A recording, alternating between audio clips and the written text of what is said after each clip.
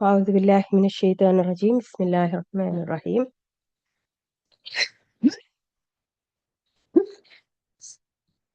الحمد لله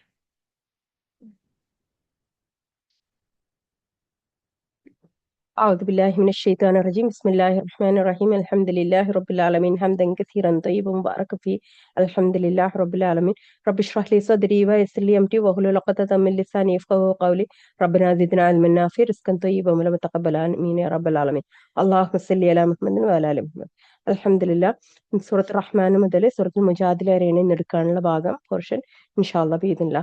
സൂറത്ത് റഹ്മാന് മക്കയിൽ അവതരിച്ച സൂറത്താണ്. സൂറത്ത് റഹ്മാന് പറയുന്ന പോലെ തന്നെ സൂറത്ത് റഹ്മാന് ഒരു പിന്നെ ഖുർആനിലെ മണവാട്ടി എന്ന പേരിലാണ് ഈ സൂറത്ത് അറിയപ്പെടുന്നത്. കാരണം അത്രയും ഭംഗിയിൽ ഓതാൻ പറ്റുന്ന ഒരു സൂറത്താണ് ഈ സൂറത്ത്. ഓക്കെ, അതുകൊണ്ടാണ് അത്രയും ഭംഗിയിലാണ് സൂറത്തിനെ ഒരുക്കിയിട്ടുള്ളത് അല്ലാഹു സുബ്ഹാനഹു വ തആല. ഓക്കെ,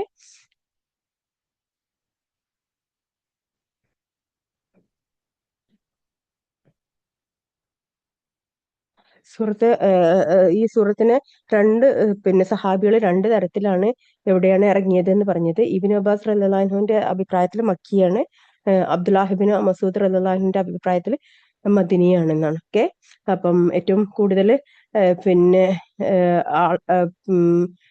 ആളുകൾ തൃപ്തിപ്പെട്ടിട്ടുള്ളത് മക്കി സൂറത്താണെന്നുള്ളതിനാണ്. ഓക്കെ, ഇൻഷാ അല്ലാഹ് ക്ലാസ്സിലേക്ക് പോവാണ്. അഊദു ബില്ലാഹി മിനശ് ശൈത്വാനിർ റജീം ബിസ്മില്ലാഹിർ റഹ്മാനിർ റഹീം അൽഹംദുലില്ലാഹി റബ്ബിൽ ആലമീൻ അർറഹ്മാനിർ റഹീം മാലിക് നഅബ്ദു വഇയ്യാക നസ്തഈൻ ഇഹ്ദിനസ് സിറാത്തൽ മുസ്തഖീം സിറാത്തൽ ളദീന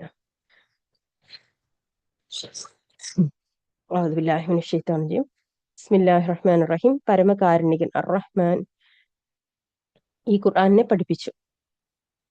റഹ്മാന് ഈ ഖുർആനെ നമുക്ക് പഠിപ്പിച്ചു. അവൻ മനുഷ്യനെ സൃഷ്ടിച്ചു. അവന് നമ്മളെ സംസാരിക്കാൻ പഠിപ്പിച്ചു. സൂര്യനും ചന്ദ്രനും ഒരു കണക്കനുസരിച്ചാകുന്നു സഞ്ചരിക്കുന്നത്. ചെടികളും വൃക്ഷങ്ങളും അള്ളാഹുവിന് പ്രണാമം അർപ്പിച്ചുകൊണ്ടിരിക്കുന്നു, സുജൂദ് ചെയ്യുന്നുവെന്ന്. ആകാശത്തെ അവൻ ഉയർത്തുകയും എല്ലാ കാര്യങ്ങളും തൂക്കി കണക്കാക്കാനുള്ള തുലാസ് അവൻ സ്ഥാപിക്കുകയും ചെയ്തിരിക്കുന്നു. നിങ്ങൾ തുലാസിൽ ക്രമക്കേട് വരുത്താതിരിക്കാൻ വേണ്ടിയാണത്. നിങ്ങൾ നീതിപൂർവ്വം തൂക്കം ശരിയാക്കുവിൻ, തുലാസിൽ നിങ്ങൾ കമ്മി വരുത്തരുത്. ഭൂമിയെ അവൻ മനുഷ്യർക്കായി വെച്ചിരിക്കുന്നു. അതിൽ പഴങ്ങളും കൂമ്പോളങ്ങളും ഈന്തപ്പനകളുമുണ്ട്. വൈക്കോലുള്ള ധാന്യങ്ങളും സുഗന്ധ ചെടികളുമുണ്ട്. അപ്പോൾ നിങ്ങൾ ഇരുവിഭാഗത്തിനെയും രക്ഷിതാവ് ചെയ്ത അനുഗ്രഹങ്ങളിൽ ഏതിനെയാണ് നിങ്ങൾ നിഷേധിക്കുന്നത്? കലം പോലെ മുട്ടിയാൽ മുഴക്കമുണ്ടാകുന്ന ഉണങ്ങിയ കളിമണ്ണിൽ നിന്ന് മനുഷ്യനെ അവൻ സൃഷ്ടിച്ചു.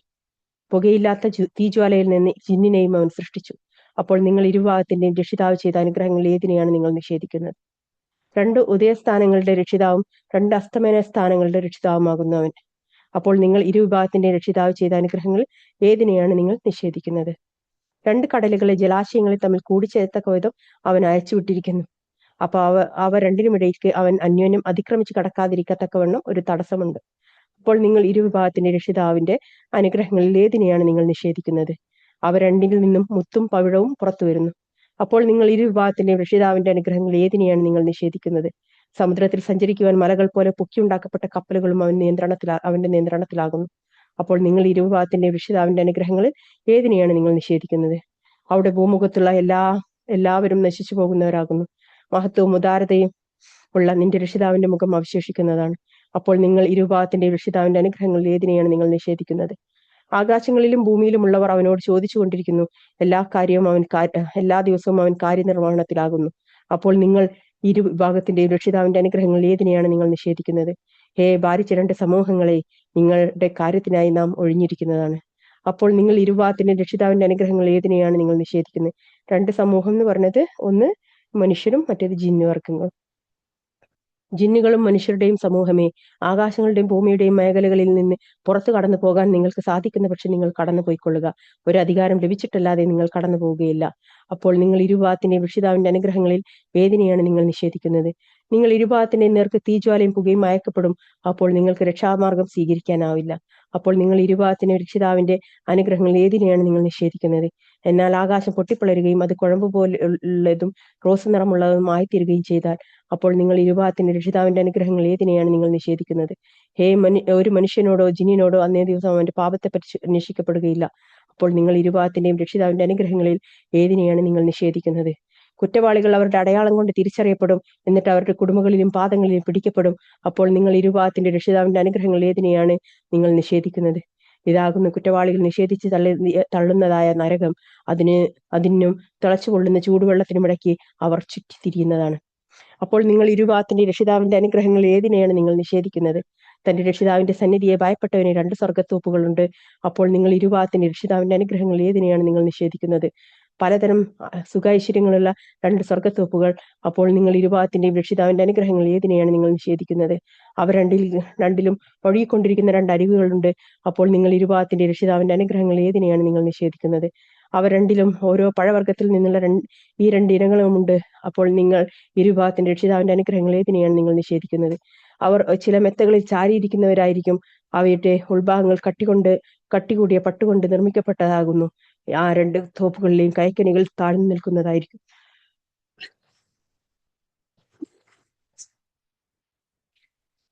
അപ്പോൾ നിങ്ങൾ ഇരുഭാഗത്തിന്റെ രക്ഷിതാവിന്റെ അനുഗ്രഹങ്ങൾ ഏതിനെയാണ് നിങ്ങൾ നിഷേധിക്കുന്നത്? അവയിൽ ദൃഷ്ടി നിയന്ത്രിക്കുന്നവരായ സ്ത്രീകൾ ഉണ്ടായിരിക്കും. അവർക്ക് മുമ്പ് മനുഷ്യനോ ജിന്നോ അവരെ സ്പർശിച്ചിട്ടില്ല. അപ്പോൾ നിങ്ങൾ ഇരുഭാഗത്തിന്റെയും രക്ഷിതാവിന്റെ അനുഗ്രഹങ്ങൾ ഏതിനെയാണ് നിങ്ങൾ നിഷേധിക്കുന്നത്? അവർ മാണിക്യവും പവിഴവും പോലെയായിരിക്കും. അപ്പോൾ നിങ്ങൾ ഇരുഭാഗത്തിന്റെ രക്ഷിതാവിന്റെ അനുഗ്രഹങ്ങൾ ഏതിനെയാണ് നിങ്ങൾ നിഷേധിക്കുന്നത്? നല്ല പ്രവർത്തിക്കുള്ള പ്രതിഫലം നല്ലത് ചെയ്തു കൊടുക്കലല്ലാതെ മറ്റു വല്ലതുമാണോ? അപ്പോൾ നിങ്ങൾ ഇരുഭാഗത്തിന്റെ രക്ഷിതാവിന്റെ അനുഗ്രഹങ്ങൾ ഏതിനെയാണ് നിങ്ങൾ നിഷേധിക്കുന്നത്? അവ രണ്ടിനും പുറമെ വേറെയും 2 സ്വർഗ്ഗത്തോപ്പുകളുണ്ട്. അപ്പോൾ നിങ്ങൾ ഇരുഭാഗത്തിന്റെ രക്ഷിതാവിന്റെ അനുഗ്രഹങ്ങൾ ഏതിനെയാണ് നിങ്ങൾ നിഷേധിക്കുന്നത്? കടും പച്ചയണിഞ്ഞ 2 തോപ്പുകൾ. അപ്പോൾ നിങ്ങൾ ഇരുഭാഗത്തിന്റെ രക്ഷിതാവിന്റെ അനുഗ്രഹങ്ങൾ ഏതിനെയാണ് നിങ്ങൾ നിഷേധിക്കുന്നത്? രണ്ടിലും കുതിച്ചൊഴുകുന്ന 2 അരുവികളുണ്ട്. അപ്പോൾ നിങ്ങൾ ഇരുഭാഗത്തിന്റെ രക്ഷിതാവിന്റെ അനുഗ്രഹങ്ങൾ ഏതിനെയാണ് നിങ്ങൾ നിഷേധിക്കുന്നത്? അവ രണ്ടിലും പഴവർഗ്ഗങ്ങളുണ്ട്. ഈന്തപ്പനകളും റുമാമ്പഴമുണ്ട്. അപ്പോൾ നിങ്ങൾ ഇരുഭാഗത്തിന്റെ രക്ഷിതാവിന്റെ അനുഗ്രഹങ്ങൾ ഏതിനെയാണ് നിങ്ങൾ നിഷേധിക്കുന്നത്? അവയിൽ സുന്ദരികളായ ഉത്തമ തരുണികളുണ്ട്. അപ്പോൾ നിങ്ങൾ ഇരുഭാഗത്തിന്റെ രക്ഷിതാവിന്റെ അനുഗ്രഹങ്ങൾ ഏതിനെയാണ് നിങ്ങൾ നിഷേധിക്കുന്നത്? കൂടാരങ്ങളിൽ ഒതുക്കി നിർത്തപ്പെട്ട വെളുത്ത തരുണികൾ. അപ്പോൾ നിങ്ങൾ ഇരുഭാഗത്തിന്റെ രക്ഷിതാവിന്റെ അനുഗ്രഹങ്ങൾ ഏതിനെയാണ് നിങ്ങൾ നിഷേധിക്കുന്നത്? അവർക്ക് മുമ്പ് മനുഷ്യനോ ജിന്നോ അവരെ സ്പർശിച്ചിട്ടില്ല. അപ്പോൾ നിങ്ങൾ ഇരുഭാഗത്തിന്റെ രക്ഷിതാവിന്റെ അനുഗ്രഹങ്ങൾ ഏതിനെയാണ് നിങ്ങൾ നിഷേധിക്കുന്നത്? പച്ച നിറമുള്ള തലയണകളിലും അഴകുള്ള പരവതാനികളിലും ചാരി കിടക്കുന്നവർ ആയിരിക്കും അവർ. അപ്പോൾ നിങ്ങൾ ഇരുഭാഗത്തിന്റെ രക്ഷിതാവിന്റെ അനുഗ്രഹങ്ങൾ ഏതിനെയാണ് നിങ്ങൾ നിഷേധിക്കുന്നത്?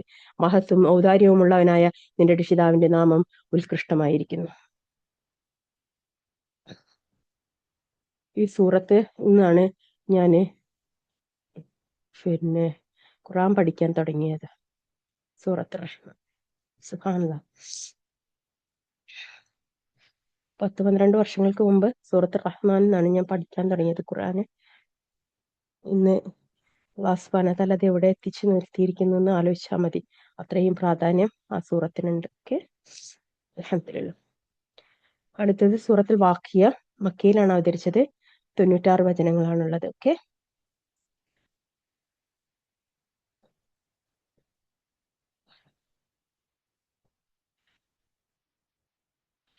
വാഖിയ എന്ന് പറഞ്ഞാൽ ഒരു സംഭവമാണ്.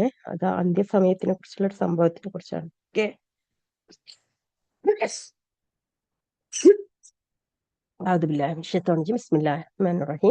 ആ സംഭവം സംഭവിച്ചു കഴിഞ്ഞാൽ അതിന്റെ സംഭവ്യതയെ നിഷേധിക്കുന്ന ആരും ഉണ്ടായിരിക്കുകയില്ല. ആ സംഭവം ചിലരെ താഴ്ത്തുന്നതും ചിലരെ ഉയർത്തുന്നതുമായിരിക്കും.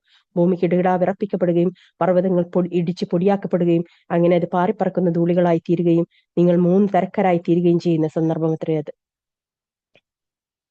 ഇതൊക്കെ ലോകാവസാനത്തെ കുറിച്ചാണ് പറയുന്നത്. അപ്പോൾ ആ ഒരു വിഭാഗം വലതുപക്ഷക്കാർ. എന്താണ് ഈ വലതുപക്ഷക്കാരുടെ അവസ്ഥ? മറ്റൊരു വിഭാഗം ഇടതുപക്ഷക്കാർ. എന്താണ് ഈ ഇടതുപക്ഷക്കാരുടെ അവസ്ഥ? സത്യവിശ്വാസവും സൽപ്രവൃത്തികൾ മുന്നേറിയവർ പരലോകത്തും മുന്നോക്കക്കാർ തന്നെ. അവരാകുന്നു സാമീപ്യം നൽകപ്പെട്ടവർ സുഖാനുഭൂതികളുടെ സ്വർഗ്ഗത്തോപ്പുകളിൽ. പൂർവികന്മാരിൽ നിന്ന് ഒരു വിഭാഗവും പിൽക്കാലക്കാരിൽ നിന്ന് കുറച്ചു പേരുമത്രേ ഇവർ. സ്വർണ്ണ നൂലുകൊണ്ട് മടഞ്ഞുണ്ടാക്കപ്പെട്ട കട്ടിലുകളിൽ ആയിരിക്കും അവർ. അവയിൽ അവർ പരസ്പരം അഭിമുഖമായി ചാരിയിരിക്കുന്നവരായിരിക്കും. നിത്യജീവിതം നൽകപ്പെട്ട ബാലന്മാർ അവരുടെ ഇടയിൽ ചുറ്റി നടക്കും. കോപ്പകളും കൂജകളും ശുദ്ധമായ ഉറവജലവും കൊണ്ട് നിറച്ച പാനപാത്രവും കൊണ്ട് അത് കുടിക്കുക മൂലം അവർക്ക് തലവേദന ഉണ്ടാകുകയോ ലഹരി ബാധിക്കുകയില്ല. ഈ കുഞ്ഞുങ്ങള് ദുനിയാവിൽ നിന്ന് നേരത്തെ പോയ ആളുകളാണെന്നാണ്. പിന്നെ ഭൂമിയില് ബുദ്ധിമാന്ദ്യമുള്ളവര്, ബുദ്ധി ഇല്ലാത്ത ആളുകള്, ഇതൊക്കെ നാളെ കുഞ്ഞുങ്ങളുടെ ഗണത്തിലായിരിക്കും നാളെ പരലോകത്ത് ഉണ്ടാവുക എന്നാണ്. അല്ലാഹു അലം.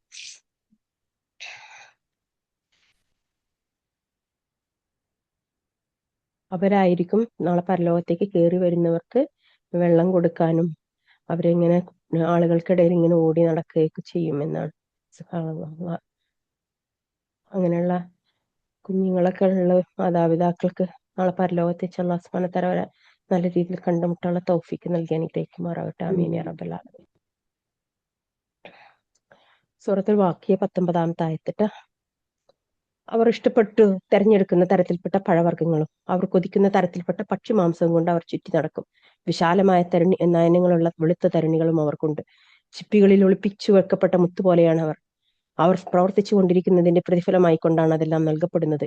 അനാവശ്യ വാക്കോ കുറ്റപ്പെടുത്തലുകളോ അവർ അവിടെ വെച്ച് കേൾക്കുകയില്ല, സമാധാനം സമാധാനം എന്നുള്ള വാക്കല്ലാതെ. സലാമൻ സലാമ എന്ന് മാത്രമേ അവിടെ കേൾക്കുള്ളൂ എന്നാണ്. വലതുപക്ഷക്കാർ, എന്താണ് ഈ വലതുപക്ഷക്കാരുടെ അവസ്ഥ? മുള്ളില്ലാത്ത ഇലന്തമനം, അടുക്കുകളായി കുലകളുള്ള വാഴ, വിശാലമായ തണൽ, സദാ ഒഴുക്കപ്പെട്ടുകൊണ്ടിരിക്കുന്ന വെള്ളം, ധാരാളം പഴവർഗ്ഗങ്ങൾ, നിലച്ചു പോവാത്തതും തടസ്സപ്പെട്ടു പോകാത്തതുമായ ഉയർന്ന മെത്തകൾ എന്നീ സുഖാനുഭവങ്ങളിലായിരിക്കും അവർ. തീർച്ചയായും അവരെ സ്വർഗസ്ത്രീകളെ നാം ഒരു പ്രത്യേക പ്രകൃതിയോടെ സൃഷ്ടിച്ചുണ്ടാക്കിയിരിക്കുകയാണ്. അങ്ങനെ അവരെ നാം കന്യകളാക്കിയിരിക്കുന്നു, സ്നേഹവതികളും സമപ്രായക്കാരുമാക്കിയിരിക്കുന്നു. വലതുപക്ഷക്കാർക്ക് വേണ്ടി എത്രയത്! പൂർവികന്മാരിൽ നിന്നൊരു വിഭാഗവും പിൻഗാമികളിൽ നിന്നൊരു വിഭാഗവുമായിരിക്കും അവർ. ഇടതുപക്ഷക്കാർ, എന്താണ് ഈ ഇടതുപക്ഷക്കാരുടെ അവസ്ഥ? തുളച്ചു കയറുന്ന ഉഷ്ണക്കാറ്റ്, ചുട്ടുതിളക്കുന്ന വെള്ളം, കരിമ്പുകയുടെ തണൽ, തണുപ്പുള്ളതോ സുഖദായകമോ അല്ലാത്ത ദുരിതങ്ങളിലായിരിക്കും അവർ. എന്തുകൊണ്ടെന്നാൽ തീർച്ചയായും അവർ ഇതിനു മുമ്പ് സുഖലോലുപന്മാരായിരുന്നു. അവർ ഗുരുതരമായ പാപത്തിൽ ശടിച്ചു നിൽക്കുന്നവരുമായിരുന്നു. അവർ ഇപ്രകാരം പറയുകയും ചെയ്തിരുന്നു: ഞങ്ങൾ മരിച്ചിട്ട് മണ്ണും അഗ്നിശകലങ്ങളുമായി കഴിഞ്ഞിട്ടാണോ ഞങ്ങൾ ഉയർത്തെഴുന്നേൽക്കപ്പെടാൻ പോകുന്നത്? ഞങ്ങളുടെ പൂർവികരായ പിതാക്കളും ഉയർത്തെഴുന്നേൽക്കപ്പെടുമെന്നോ? നീ പറയുക, തീർച്ചയായും പൂർവികന്മാരും പിൽക്കാലക്കാരിലും എല്ലാം ഒരു നിശ്ചിത ദിവസത്തെ കൃത്യമായ ഒരു അവധിക്ക് ഒരുമിച്ച് കൂട്ടപ്പെടുന്നവർ തന്നെയാകുന്നു. എന്നിട്ട് ഹേ സത്യനിഷേധികളായ ദുർമാർഗികളെ, തീർച്ചയായും നിങ്ങൾ ഒരു വൃക്ഷത്തിൽ നിന്ന്, അതായത് സഖൂമിൽ നിന്ന് ഭക്ഷിക്കുന്നവരാകുന്നു. അങ്ങനെ അതിൽ നിന്ന് വയറുകൾ നിറക്കുന്നവരും അതിന്റെ മീതെ തിളച്ചു പൊള്ളുന്ന വെള്ളത്തിൽ നിന്ന് കുടിക്കുന്നവരുമാകുന്നു. അങ്ങനെ ദാഹിച്ചു വലഞ്ഞ ഒട്ടകം കുടിക്കുന്നത് പോലെ കുടിക്കുന്നവരാകുന്നു. ഇതായിരിക്കും പ്രതിഫലത്തിന്റെ നാളിൽ അവർക്കുള്ള സൽക്കാരം. നാം ആണ് നിങ്ങളെ സൃഷ്ടിച്ചിരിക്കുന്നത് എന്നിരിക്കെ നിങ്ങൾ എന്താണ് എന്റെ സന്ദേശങ്ങളെ സത്യമായി അംഗീകരിക്കാത്തത്? അപ്പോൾ നിങ്ങൾ ശ്രവിക്കുന്ന ശുക്ലത്തെപ്പറ്റി നിങ്ങൾ ചിന്തിച്ചു നോക്കിയിട്ടുണ്ടോ? നിങ്ങളാണോ അത് സൃഷ്ടിച്ചുണ്ടാക്കിയത്, അതല്ല നാം ആണോ സൃഷ്ടികർത്താവ്? നാം നിങ്ങൾക്കിടയിൽ മരണം കണക്കാക്കിയിരിക്കുന്നു. നാം ഒരിക്കലും തോൽപ്പിക്കപ്പെടുന്നവനല്ല. നിങ്ങൾക്ക് പകരം നിങ്ങളെപ്പോലെയുള്ളവരെ കൊണ്ടുവരികയും നിങ്ങൾക്ക് അറിവില്ലാത്ത വിധത്തിൽ നിങ്ങളെ വീണ്ടും സൃഷ്ടിച്ചുണ്ടാക്കുകയും ചെയ്യുന്ന കാര്യത്തിൽ ആദ്യ തവണ സൃഷ്ടിക്കപ്പെട്ടതിനെ പറ്റി തീർച്ചയായും നിങ്ങൾ മനസ്സിലാക്കിയിട്ടുണ്ട്. എന്നിട്ട് നിങ്ങൾ എന്തുകൊണ്ടും ആലോചിച്ചു നോക്കുന്നില്ല? എന്നാൽ നിങ്ങൾ കൃഷി ചെയ്യുന്നതിനെ പറ്റി നിങ്ങൾ ചിന്തിച്ചു നോക്കിയിട്ടുണ്ടോ? നിങ്ങളാണോ അത് മുളപ്പിച്ച് വളർത്തുന്നത്, അതല്ല നാം ആണോ അത് മുളപ്പിച്ച് വളർത്തുന്നവൻ? നാം ഉദ്ദേശിച്ചിരുന്നെങ്കിൽ അത് വിള നാം തുരുമ്പാക്കി തീർക്കുമായിരുന്നു. അപ്പോൾ നിങ്ങൾ അതിശയപ്പെട്ട് പറഞ്ഞുകൊണ്ടിരിക്കുമായിരുന്നു: തീർച്ചയായും ഞങ്ങൾ കടബാധിതർ തന്നെയാകുന്നു, അല്ല ഞങ്ങൾ ഉപജീവനമാർഗം തടയപ്പെട്ടവരാകുന്നു എന്ന്. ഇനി നിങ്ങൾ കുടിക്കുന്ന വെള്ളത്തെപ്പറ്റി നിങ്ങൾ ചിന്തിച്ചു നോക്കിയിട്ടുണ്ടോ? നിങ്ങളാണോ അത് മേഘത്തിൽ നിന്ന് ഇറക്കിയത്, അതല്ല നാം ആണോ ഇറക്കിയവൻ? നാം ഉദ്ദേശിച്ചിരുന്നെങ്കിൽ അത് നാം ദുസ്വാദുള്ള ഉപ്പുവെള്ളമാക്കാമായിരുന്നു. എന്നിരിക്കെ നിങ്ങൾ നന്ദി കാണിക്കാത്തത് എന്താണ്? നിങ്ങൾ ഉരസി കത്തിക്കുന്നതായ തീയിനെ പറ്റി നിങ്ങൾ ചിന്തിച്ചു നോക്കിയിട്ടുണ്ടോ? നിങ്ങളാണോ അതിന്റെ മരം സൃഷ്ടിച്ചുണ്ടാക്കിയത്, അതല്ല നാം ആണോ സൃഷ്ടിച്ചുണ്ടാക്കിയവൻ? നാം അതിനെ ഒരു ചിന്താവിഷയമാക്കിയിരിക്കുന്നു, ദരിദ്രരായ സഞ്ചാരികൾക്ക് ഒരു ജീവിത സൗകര്യവും. ആകയാൽ നിന്റെ മഹാനായ രക്ഷിതാവിന്റെ നാമത്തെ നീ പ്രകീർത്തിക്കുക. അല്ല, നക്ഷത്രങ്ങളുടെ അസ്തമന സ്ഥാനങ്ങളെ കൊണ്ട് ഞാൻ സത്യം ചെയ്ത് പറയുന്നു, തീർച്ചയായും നിങ്ങൾക്കറിയാമെങ്കിൽ അതൊരു വമ്പിച്ച സത്യം തന്നെയാണ്. തീർച്ചയായും ഇത് ആദരണീയമായ ഒരു ഖുർആൻ തന്നെയാകുന്നു, ഭദ്രമായി സൂക്ഷിക്കപ്പെട്ട രേഖയിലാകുന്നു. അത് പരിശുദ്ധി നൽകപ്പെട്ടവരല്ലാതെ അത് സ്പർശിക്കുകയില്ല. ലോകരക്ഷിതാവിൽ നിന്ന് അവതരിപ്പിക്കപ്പെട്ടതത്രേ അത്. ഇതുകൊണ്ടാണ് ഖുർആന് പരിശുദ്ധി ഇല്ലാതെ തൊടാൻ പാടില്ല എന്ന് പറയുന്നത്. നമ്മുടെ ശരീരത്തിൽ എന്തെങ്കിലും നജിസ് ഉണ്ടെങ്കിൽ നമ്മളത് തൊടാൻ പാടില്ല എന്ന് പറയുന്നത് പരിശുദ്ധി കൊണ്ടല്ലാതെ ഖുർആനെ തൊടാൻ പാടില്ല എന്നുള്ളതാണ്. അതുകൊണ്ടാണ് ഖുർആൻ മുസാഫ് ഏടുകളിലാണെങ്കിൽ അതിൽ തൊടാൻ പാടില്ല എന്ന് പറയുന്നത്. ഓക്കെ, നിങ്ങൾക്ക് മൊബൈലിലൊക്കെ നോക്കാം, ഡിജിറ്റലാണ്, അത് മാഞ്ഞു പോകും. പക്ഷെ ഖുർആന് കിതാബിലാണെന്നുണ്ടെങ്കിൽ അത് മാഞ്ഞു പോകുന്ന ഒരു സാധനമല്ല. അത് നമുക്ക് ഒരു പിന്നെ കൈകൊണ്ട് തൊടാൻ പറ്റുന്നൊരു വസ്തുവാണല്ലോ. അപ്പൊ അതുകൊണ്ട് തന്നെ അത് പരിശുദ്ധിയുള്ളവരല്ലാതെ അത് വഹിക്കാൻ പാടില്ല, ഒന്നും ഇല്ലാതെ അത് തൊടാൻ പാടില്ല എന്നുള്ളതാണ്. ഓക്കെ, സത്യത്തെ നിഷേധിക്കുക നിങ്ങൾ നിങ്ങളുടെ വിഹിതമാക്കുകയാണോ? എന്നാൽ അത് ജീവൻ തൊണ്ടക്കുഴിയിൽ എത്തുമ്പോൾ എന്തുകൊണ്ടാണ് നിങ്ങൾക്കത് പിടിച്ചു നിർത്താനാകാത്തത്? നിങ്ങളെ നേരത്തെ നോക്കിക്കൊണ്ടിരിക്കുമല്ലോ. നാം ആണ് ആ വ്യക്തിയെ സംബന്ധിച്ചിടത്തോളം നിങ്ങളെക്കാളും അടുത്തവൻ, പക്ഷെ നിങ്ങൾ കണ്ടറിയുന്നില്ല. അപ്പോൾ നിങ്ങൾ ദൈവിക നിയമത്തിന് വിധേയരല്ലാത്തവരാണെങ്കിൽ നിങ്ങൾക്ക് എന്തുകൊണ്ട് അത് ജീവൻ മടക്കി കൊടുക്കാനാവില്ല?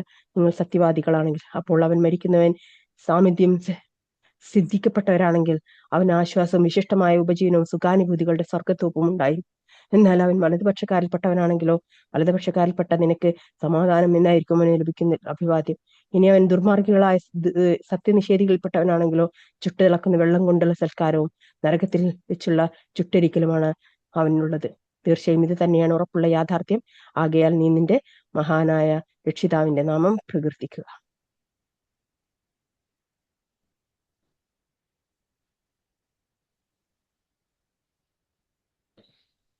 അടുത്തത് സൂറത്തുൽ ഹദീദാണ് കേട്ടോ.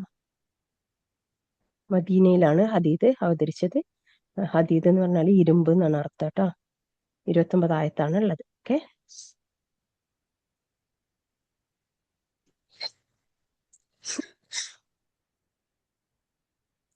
റസൂലുള്ളാഹി സ്വല്ലല്ലാഹു അലൈഹി വസല്ലമ ഉറങ്ങുന്നതിന് മുമ്പായിട്ട് മുസബ്ബിഹാത്ത് ഓതാറുണ്ടായിരുന്നു എന്നാണ്. അതായത് തസ്ബീഹിന്റെ വാക്കുകൾ കൊണ്ട് ആരംഭിക്കുന്ന സൂറത്തുകൾ ഓതാറുണ്ടായിരുന്നു. അപ്പം ഇത് തസ്ബീഹിന്റെ ആയത്ത് ഉൾക്കൊള്ളുന്ന സൂറത്താണെന്ന് മനസ്സിലാക്കുക. 1000 ആയത്തുകളേക്കാൾ ശ്രേഷ്ഠമായ ഒരു ആയത്ത് അവയിൽ അടങ്ങിയിട്ടുണ്ടെന്ന് റസൂലുള്ളാഹി സ്വല്ലല്ലാഹു അലൈഹി വസല്ലം പറയാറുണ്ടായിരുന്നു. അതായത് ആദ്യം പറയുന്ന ആ തസ്ബീഹ് 1000 ആയത്തുകളേക്കാൾ ശ്രേഷ്ഠത ഉണ്ട് എന്നാണ്.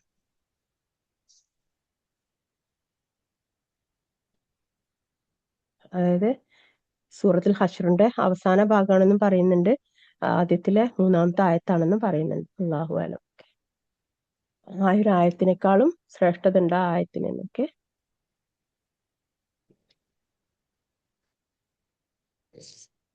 ബിസ്മില്ലാഹിർ റഹ്മാനിർ റഹീം. ആ സംഭവം സംഭവിച്ചു കഴിഞ്ഞാൽ അതിന്റെ സംഭവ്യതയെ നിഷേധിക്കുന്ന ആരും ഉണ്ടായിരിക്കുകയില്ല. ആ സംഭവം ചിലർ താഴ്ത്തുന്നതും ചിലർ ഉയർത്തുന്നതുമായിരിക്കും. ഭൂമി കിടുകിട വിറപ്പിക്കപ്പെടുകയും പർവ്വതങ്ങൾ ഇടിച്ചു പൊടിയാക്കപ്പെടുകയും അങ്ങനെ അത് പാറിപ്പറക്കുന്ന ധൂളികളായി തീരുകയും നിങ്ങൾ 3 തരക്കാരായി തീരുകയും ചെയ്യുന്ന സന്ദർഭം അത്രേ അത്. അപ്പോൾ ഒരു വിഭാഗം വലതുപക്ഷക്കാർ. എന്താണ് ഈ വലതുപക്ഷക്കാരുടെ അവസ്ഥ? മറ്റൊരു വിഭാഗം വാക്കിയാണ് ഇതിലെ സൂറത്തുൽ ഹദീദ്. ഓക്കെ, ബിസ്മില്ലാഹിർ റഹ്മാനിർ റഹീം. ആകാശങ്ങളിലും ഭൂമിയിലുള്ളതെല്ലാം അള്ളാഹുൻ പ്രകീർത്തനം ചെയ്തിരിക്കുന്നു. അവൻ പ്രതാപിയുക്തിമാനുമത്രേ. അവനാകുന്ന ആകാശങ്ങളുടെയും ഭൂമിയുടെയും ആധിപത്യം അവൻ വിജയിപ്പിക്കുകയും മരിപ്പിക്കുകയും ചെയ്യുന്നു. അവൻ സർവ്വകാര്യങ്ങളിലും കഴിവുള്ളവനാണ്. അവൻ ആദിയും അന്തിമവും പ്രത്യക്ഷമായവനും പരോക്ഷമായവനുമാണ്. അവൻ സർവ്വകാര്യങ്ങളെക്കുറിച്ചും അറിയുന്നവനാണ്. ഇത് അള്ളാഹു സുബ്ഹാനഹു വ തആലയുടെ ഇസ്മാണ്, പേരുകളാണ് ഇതിലുള്ളത്. അപ്പൊ അതുകൊണ്ട് തന്നെ ഈ 3-ാമത്തെ ആയത്താണ് അതെന്നാണ് പറയുന്നത്. അല്ലാഹു അലം. ചില ഉലമാക്കൾ പറയുന്ന അവസാനത്തെ ആയത്താണ്. അവസാനത്തെ ആയത്തിൽ ഇതേപോലെ തന്നെ അള്ളാഹു സുബ്ഹാനഹു വ തആലയുടെ ഇസ്മ കൊണ്ടാണ് സൂറത്ത് അവസാനിപ്പിക്കുന്നത്. അപ്പോൾ അങ്ങനെ ഉള്ള സൂറത്തുകൾ 1000 ആയത്തിനേക്കാളും പ്രാധാന്യമുണ്ട് അതിനെന്ന് മനസ്സിലാക്കുക. അപ്പൊ അതുകൊണ്ട് തന്നെ അള്ളാഹിന്റെ ഇസ്മ പഠിക്കുക എന്ന് പറയുന്നത് അത്രയും പ്രാധാന്യമുള്ളതാണെന്ന് മനസ്സിലാക്കുക. ആകാശങ്ങളും ഭൂമിയും 6 ദിവസങ്ങളിലായി സൃഷ്ടിച്ചവനാണ് അവൻ. പിന്നീട് അവൻ സിംഹാസനസ്ഥനായി ഭൂമിയിൽ പ്രവേശിക്കുന്നതും അതിൽ നിന്ന് പുറത്തു വരുന്നതും ആകാശത്ത് നിന്നിറങ്ങുന്നതും അതിലേക്ക് കയറി ചെല്ലുന്നതും അവൻ അറിഞ്ഞുകൊണ്ടിരിക്കുന്നു. നിങ്ങൾ എവിടെയായിരുന്നാലും അവൻ നിങ്ങളുടെ കൂടെയുണ്ട് താനും. അള്ളാഹു നിങ്ങൾ പ്രവർത്തിക്കുന്നതിനെ പറ്റി കണ്ടറിയുന്നവനാകുന്നു. അവനാണ് ആകാശങ്ങളുടെയും ഭൂമിയുടെയും ആധിപത്യം. അള്ളാഹുവിലേക്ക് തന്നെ കാര്യങ്ങൾ മടക്കപ്പെടുകയും ചെയ്യുന്നു. അവൻ രാത്രിയെ പകലിൽ പ്രവേശിപ്പിക്കുന്നു, അവൻ പകലിനെ രാത്രിയിൽ പ്രവേശിപ്പിക്കുകയും ചെയ്യുന്നു. അവൻ ഹൃദയങ്ങളിലുള്ളവയെ പറ്റി അറിയുന്നവനുമാകുന്നു. നിങ്ങൾ അള്ളാഹുലും അവന്റെ ദൂതനിൽ വിശ്വസിക്കുകയും അവൻ നിങ്ങളെ ഏതൊരു സ്വത്തിൽ പിന്തുടർച്ച് നൽകപ്പെട്ടവരായിരിക്കുന്നുവോ അതിൽ നിന്ന് ചെലവഴിക്കുകയും ചെയ്യുക. അങ്ങനെ നിങ്ങളുടെ കൂട്ടത്തിൽ നിന്ന് വിശ്വസിക്കുകയും ചെലവഴിക്കുകയും ചെയ്തവരാരോ അവർക്ക് വലിയ പ്രതിഫലം ഉണ്ടായിരിക്കുന്നതാണ്. അള്ളാഹുൽ വിശ്വസിക്കാതിരിക്കാൻ നിങ്ങൾക്ക് എന്താണ് ന്യായം? ഈ ദൂതനാകട്ടെ നിങ്ങളുടെ രക്ഷിതാവിൽ വിശ്വസിക്കാൻ വേണ്ടി നിങ്ങളെ കാണിച്ചു കൊണ്ടിരിക്കുകയാണ്. അള്ളാഹു നിങ്ങളുടെ ഉറപ്പ് വാങ്ങിയിട്ടുമുണ്ട് നിങ്ങൾ വിശ്വസിക്കുന്നവരാണെങ്കിൽ. നിങ്ങളെ ഇരുട്ടിൽ നിന്ന് പ്രകാശത്തിലേക്ക് കൊണ്ടുവരാൻ വേണ്ടി തന്റെ ദാസന്റെ മേൽ വ്യക്തമായ ദൃഷ്ടാന്തങ്ങൾ ഇറക്കി കൊടുക്കുന്നവനാണ് അവൻ. തീർച്ചയായും അള്ളാഹു നിങ്ങളോട് വളരെയധികം ദയാലുവും കാരുണ്യവാനും തന്നെയാകുന്നു. ആകാശങ്ങളുടെയും ഭൂമിയുടെയും അനന്തരാവകാശം അള്ളാഹുവിനുള്ളതായിരിക്കെ അള്ളാഹുവിന്റെ മാർഗത്തിൽ ചെലവഴിക്കാതിരിക്കാൻ നിങ്ങൾക്ക് എന്താണ് ന്യായം? നിങ്ങളുടെ കൂട്ടത്തിൽ നിന്ന് മക്കാ വിജയത്തിന് മുമ്പുള്ള കാലത്ത് ചെലവഴിക്കുകയും യുദ്ധത്തിൽ പങ്കെടുക്കുകയും ചെയ്തവരും അല്ലാത്തവരും സമമാകുകയില്ല. അക്കൂട്ടർ പിന്നീട് ചെലവഴിക്കുകയും യുദ്ധത്തിൽ പങ്കുവയ്ക്കുകയും ചെയ്തവരെക്കാൾ മഹത്തമായ പദവിയുള്ളവരാകുന്നു. എല്ലാവർക്കും ഏറ്റവും നല്ല പ്രതിഫലം അള്ളാഹു വാഗ്ദാനം ചെയ്തിരിക്കുന്നു. നിങ്ങൾ പ്രവർത്തിക്കുന്നതിനെ പറ്റി സൂക്ഷ്മജ്ഞാനമുള്ളവനാണ് അള്ളാഹു.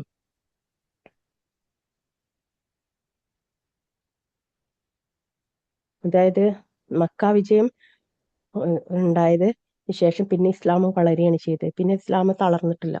അപ്പൊ അതുകൊണ്ട് തന്നെ മക്ക വിജയത്തിന് മുമ്പായിരുന്നു ഇസ്ലാമിന്റെ ആദ്യ കാലഘട്ടം. അത് ഭയങ്കര പ്രയാസം നിറഞ്ഞൊരു കാലഘട്ടമായിരുന്നു. പിന്നെ മക്കയിൽ നിന്ന് മദീനയിലേക്ക് ഹിജ്റ വന്നു. അവിടെ ജീവിക്കുമ്പോൾ ഒന്നുമില്ലാത്ത രീതിയിലായിരുന്നു അവിടെ ജീവിതം. അതിൻ്റെ ഇടയിൽ അവര് യുദ്ധങ്ങൾ നടത്തി. പിന്നെ ബദറും ഉഹുദും ഒക്കെ നടന്നു. അപ്പൊ അതിലൊക്കെ പങ്കെടുത്ത് അതിലൊക്കെ ചെലവഴിച്ച ആളുകള് അതിനുശേഷം മക്ക വിജയം നടന്നതിന് ശേഷം പിന്നെ യുദ്ധത്തിൽ പങ്കെടുക്കുകയും ചെലവഴിക്കുകയും ചെയ്ത ആളുകളെക്കാളും ഉയർന്ന പദവിയുള്ളവരാണ് എന്നാണ്. കാരണം അവരെന്താണ്, അവരൊന്നുമില്ലായ്മയിലാണ് അവര് ഇസ്ലാമിന് വേണ്ടി കൊടുത്തത്. പിന്നെ ഇസ്ലാം വളർന്നു കഴിഞ്ഞതിന് ശേഷം പിന്നെ ആളുകൾ കൊടുക്കുമ്പോൾ അതിന് ഉള്ള വാല്യൂ എന്ന് പറഞ്ഞിട്ടുണ്ടെങ്കിൽ എല്ലാവരുടെയും പോലെ ഒരാൾ മാത്രമാണ്. പക്ഷെ അതിന് മുമ്പുള്ളത് എന്ന് പറഞ്ഞിട്ടുണ്ടെങ്കിൽ അവരുടെ ഓരോ ഓരോ തരി മണ്ണും അവർക്ക് അത്രയും പ്രാധാന്യമുള്ളതായിരുന്നു. ഓരോ പൊട്ടിയ വാളും അവർക്ക് പ്രാധാന്യമുള്ളതായിരുന്നു. അപ്പൊ അതുകൊണ്ട് തന്നെ അന്ന് ചെലവഴിച്ചതാണ് അതിനുശേഷം ചെലവഴിച്ചതിനേക്കാളും ഉത്തമം എന്നാണ് അള്ളാഹു സുബ്ഹാനഹു വ തആല പറയുന്നത്. ആരുണ്ട് അള്ളാഹുവിന് ഒരു നല്ല കടം കൊടുക്കാൻ എങ്കിൽ അവനത് അയാൾക്ക് വേണ്ടി ഇരട്ടിപ്പിക്കുന്നതാണ്, അയാൾക്കാണ് മാന്യമായ പ്രതിഫലമുള്ളത്. അള്ളാഹുവിന് കടം കൊടുക്കുക എന്ന് പറഞ്ഞാൽ അള്ളാഹുവിന്റെ മാർഗത്തിൽ ചെലവഴിക്കുന്നതിനാണ് കടം കൊടുക്കുക എന്ന് പറയുന്നത്. ഓക്കെ,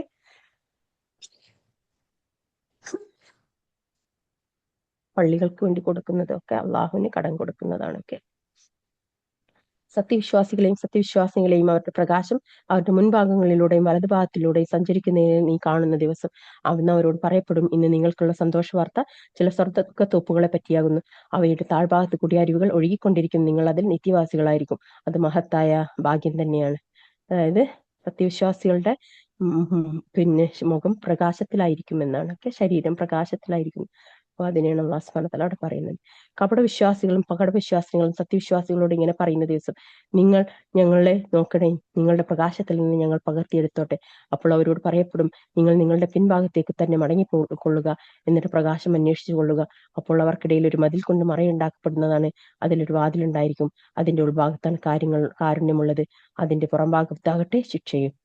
നമ്മള് പിന്നെ സിറാത്ത് പാലം കടക്കുമ്പം സത്യവിശ്വാസികൾക്ക് പ്രകാശം ഉണ്ടായിരിക്കുന്നതാണ്. അപ്പൊ പിന്നെ സത്യവിശ്വാസികളല്ലാത്ത ആളുകള് അവരോട് പറയും, നിങ്ങള് ഒന്ന് സാവധാനം പോണേ, ഞങ്ങൾക്ക് ആ പ്രകാശത്തിൽ കൂടി വരാൻ വേണ്ടിയിട്ടാണ്. സുബ്ഹാനല്ലാഹ്. പക്ഷെ അവർക്ക് പ്രകാശം കിട്ടില്ല എന്നാണ് പറയുന്നത്. ഒക്കെ അവര് സത്യവിശ്വാസികളെ വിളിച്ച് അവർ കപടന്മാർ പറയും, ഞങ്ങൾ നിങ്ങളോടൊപ്പം ഉണ്ടായിരുന്നില്ലേ? അവർ സത്യവിശ്വാസികൾ പറയും, അതെ, പക്ഷെ നിങ്ങൾ നിങ്ങളെ തന്നെ കുഴപ്പത്തിലാക്കുകയും മറ്റുള്ളവർക്ക് നാശം വരുത്തുന്നത് പാർത്തുകൊണ്ടിരിക്കുകയും മതത്തിൽ സംശയിക്കുകയും അള്ളാഹുവിന്റെ ആജ്ഞ വന്നെത്തുന്നത് വരെ വ്യാമോഹങ്ങൾ നിങ്ങളെ വഞ്ചിക്കുകയും ചെയ്തു.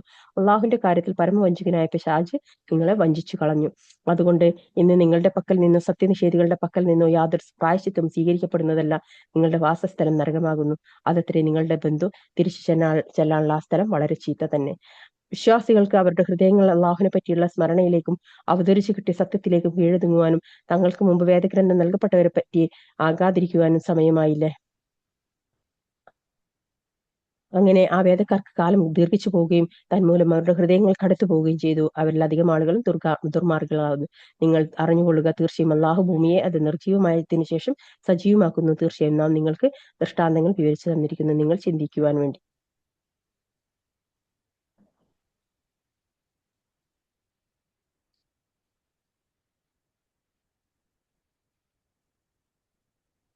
സൂറത്തുൽ ഹദീദ് 18-ാമത്തെ ആയത്ത്. തീർച്ചയായും ധർമ്മിഷ്ഠരായ പുരുഷന്മാരും സ്ത്രീകളും അള്ളാഹുവിന് നല്ല കടം കൊടുത്തവരും ആരോ അവർക്കത് ഇരട്ടിയായി നൽകപ്പെടുന്നതാണ്. അവർക്കത്രേ മാന്യമായ പ്രതിഫലമുള്ളത്. ധർമ്മിഷ്ഠരായ സ്ത്രീകളും പുരുഷന്മാരും അവർക്ക് അള്ളാഹുവിന് വേണ്ടിയിട്ട് കടം കൊടുത്ത ആളുകളും ഇവരാണ് ഏറ്റവും നല്ല പ്രതിഫലം അവർക്കാണുള്ളത്. എന്നാൽ അള്ളാഹുലും അവരുടെ ദൂതന്മാരിൽ വിശ്വസിച്ചവരാരോ അവർ തന്നെയാണ് തങ്ങളുടെ രക്ഷിതാവിങ്കൽ സത്യസന്ധന്മാരും സത്യസാക്ഷികളും. അവർക്ക് അവരുടെ പ്രകാശം അവർക്ക് അവരുടെ പ്രതിഫലവും അവരുടെ പ്രകാശവും ഉണ്ടായിരിക്കും. സത്യനിഷേധം കൈക്കൊള്ളുകയും നമ്മുടെ ദൃഷ്ടാന്തങ്ങളെ നിഷേധിച്ച് തള്ളുകയും ചെയ്തവരാരോ അവർ തന്നെയാണ് നരകക്കാർ. നിങ്ങൾ അറിയുക, ഇഹലോക ജീവിതം എന്നാൽ കളിയും വിനോദവും അലങ്കാരവും, നിങ്ങൾ പരസ്പരം ദുരഭിമാനം നടിക്കലും സ്വത്തുക്കളിലും സന്താനങ്ങളിൽ പെരുപ്പം കാണിക്കലും മാത്രമാണ്. ഒരു മഴ പോലെ അത് മൂലമുണ്ടാക്കുന്ന ചെടികൾ കർഷകരെ ആശ്ചര്യപ്പെടുത്തി പിന്നീട് അതിന് ഉണക്കം ബാധിക്കുന്നു. അപ്പോൾ അത് മഞ്ഞ നിറം പൂണ്ടതായി നിനക്ക് കാണാം. പിന്നീട് അത് തുരുമ്പായി പോകുന്നു. എന്നാൽ പരലോകത്ത് ദുർവൃത്തർക്ക് കഠിനമായ ശിക്ഷയും സദ്വൃത്തർക്ക് അള്ളാഹുങ്കിൽ നിന്നുള്ള പാപമോചനവും പ്രീതിയുമുണ്ട്. ഐഹിക ജീവിതം വഞ്ചനയുടെ വിഭാവമല്ലാതെ മറ്റൊന്നുമല്ല. നിങ്ങളുടെ രക്ഷിതാവിൽ നിന്നുള്ള പാപമോചനത്തിലേക്കും സ്വർഗത്തിലേക്കും നിങ്ങൾ മുൻകടന്നു വരികയും അതിന്റെ വിസ്താരം ആകാശങ്ങളുടെയും ഭൂമിയുടെയും വിസ്താരം പോലെയാണ്. അള്ളാഹുലും അവന്റെ ദൂതനിലും വിശ്വസിച്ചവർക്ക് വേണ്ടി അത് സജ്ജീകരിക്കപ്പെട്ടിരിക്കുന്നു. അത് അള്ളാഹുവിന്റെ അനുഗ്രഹമെത്രേ. അവൻ ഉദ്ദേശിക്കുന്നവർക്ക് അത് അവൻ നൽകുന്നു. അള്ളാഹു മഹത്തായ അനുഗ്രഹമുള്ളവനാകുന്നു. ഭൂമിയിലോ നിങ്ങളുടെ ദേഹങ്ങളിൽ തന്നെയോ യാതൊരു ആപത്തും ബാധിക്കുകയുണ്ടായിട്ടില്ല. അതിനെ നാം ഉണ്ടാക്കുന്നതിന് മുമ്പ് തന്നെ ഒരു രേഖയിൽ ഉൾപ്പെട്ട് കഴിഞ്ഞിട്ടല്ലാതെ. തീർച്ചയായും അത് അള്ളാഹുവെ സംബന്ധിച്ചിടത്തോളം എളുപ്പമുള്ളതാകുന്നു. നമ്മളെ കുറിച്ചുള്ള അറിവും നമ്മളെ ജീവിതവും ഒക്കെ അള്ളാഹു സുബ്ഹാനഹു വ തആല നമ്മളൊക്കെ ജനിക്കുന്നതിന്റെ 50,000 വർഷങ്ങൾക്ക് മുമ്പ് രേഖപ്പെടുത്തിയിട്ടുണ്ടെന്നാണ്. മഷി ഉണങ്ങി പേന ഉയർത്തപ്പെട്ടു എന്നാണ് അള്ളാഹു സുബ്ഹാനഹു വ തആല പറഞ്ഞിട്ടുള്ളത്. അതായത് അത് അള്ളാഹു സുബ്ഹാനഹു വ തആല എഴുതി രേഖപ്പെടുത്തി കഴിഞ്ഞു, അത് ഉണങ്ങി കഴിഞ്ഞു. ഇനി അത് തിരുത്താന് പറ്റൂല എന്ന്, മാറ്റത്തിരുത്തുകൾ പറ്റൂല എന്നാണ്. അപ്പൊ നമ്മുടെ ആക്കിബത്ത്, നമ്മളെ അവസാനം എന്താവും എന്നുള്ളതൊക്കെ അള്ളാഹു സുബ്ഹാനഹു വ തആലക്ക് മുൻകഴിഞ്ഞു പോയിട്ടുണ്ട്. അപ്പൊ അതുകൊണ്ട് തന്നെ നമ്മളിപ്പോ ഒരു സ്വർഗാവകാശിയാണെങ്കിൽ നമ്മള് ഇപ്പൊ ഭൂമിയിൽ മുഴുവനും തെറ്റ് ചെയ്ത് പക്ഷെ അവസാനത്തിൽ നമ്മൾ ചെയ്യുന്ന നന്മയിലായിരിക്കും നമ്മളെ സ്വർഗത്തിലേക്ക് പ്രവേശിപ്പിക്കുക. ഒക്കെ നമ്മളൊരു നന്മ ചെയ്യും അവസാനത്തിൽ, എന്നിട്ട് അത് കാരണമായിക്കൊണ്ട് നമ്മൾ സ്വർഗത്തിൽ പ്രവേശിക്കും. എന്നാലും ഒരു നരകാവകാശിയാണ് ഒരാളെന്ന് അള്ളാഹു സുബ്ഹാനഹു വ തആല നിശ്ചയിച്ചു കഴിഞ്ഞവനാണെങ്കിൽ അവന് ഭൂമിയിൽ സകല നന്മയും ചെയ്യും. പക്ഷെ അവസാനത്തിൽ ഒരു തിന്മയിൽ അവന് പോയിപ്പെടും. അത് കാരണമായിക്കൊണ്ട് അവന് മരണപ്പെടുകയും ചെയ്യും. അവന് അവിടെ നരകത്തിലായിരിക്കും ഉണ്ടാകുക. അതുകൊണ്ട് തന്നെ നമ്മള് എന്താവണം എന്നുള്ളത് അള്ളാഹു സുബ്ഹാനഹു വ തആലക്ക് നല്ലോണം അറിയാം.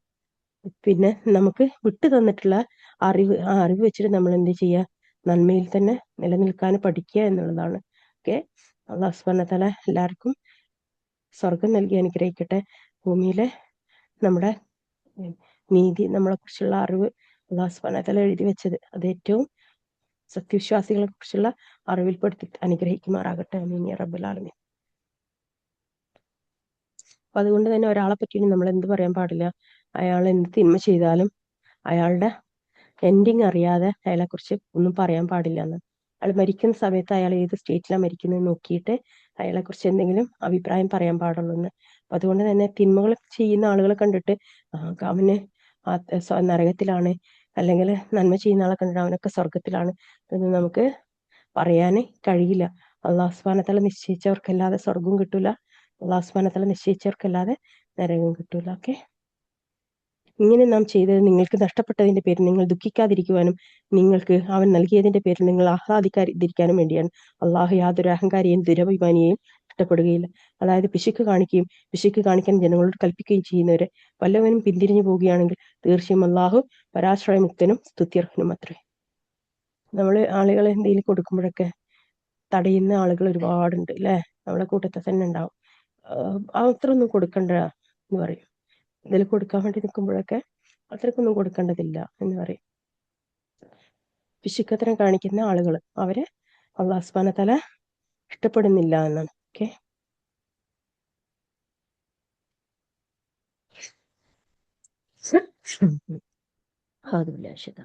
പിശുക്ക് കാണിക്കാൻ വേണ്ടി പ്രേരിപ്പിക്കുകയും ചെയ്യുന്ന ആളുകളെ അള്ളാഹു സുബ്ഹാനഹു വ തആല ഇഷ്ടപ്പെടുന്നില്ല എന്നാണ്. ഓക്കെ, ആർക്കാനും കൊടുക്കുന്നത് അരുതെന്ന് ചൊല്ലല്ലേ എന്നാണ്. ആർക്കെങ്കിലും കൊടുക്കുന്നത് അരുതെന്ന് ചൊല്ലാൻ പാടില്ല എന്ന്, കൊടുക്കല്ലേ എന്ന് പറയാൻ പാടില്ല എന്നാണ്. ഓക്കെ,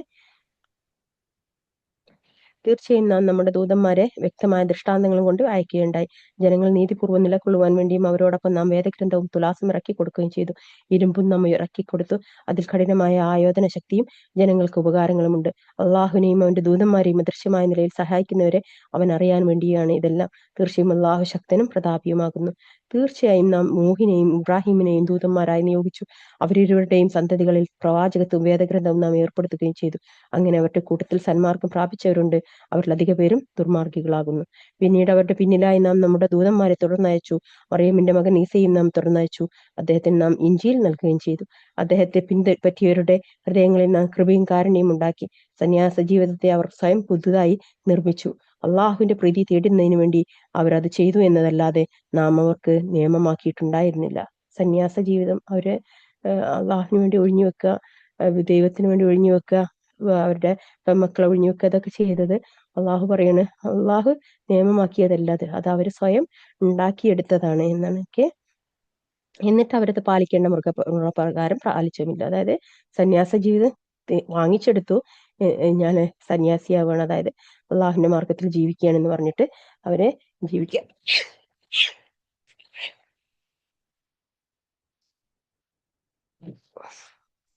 സന്യാസ ജീവിതം അവർ വാങ്ങിച്ചെടുത്തു, പക്ഷെ അവരത് വേണ്ട വിധം ഉപയോഗിച്ചതും ഇല്ല എന്നാണ്. ഓക്കെ,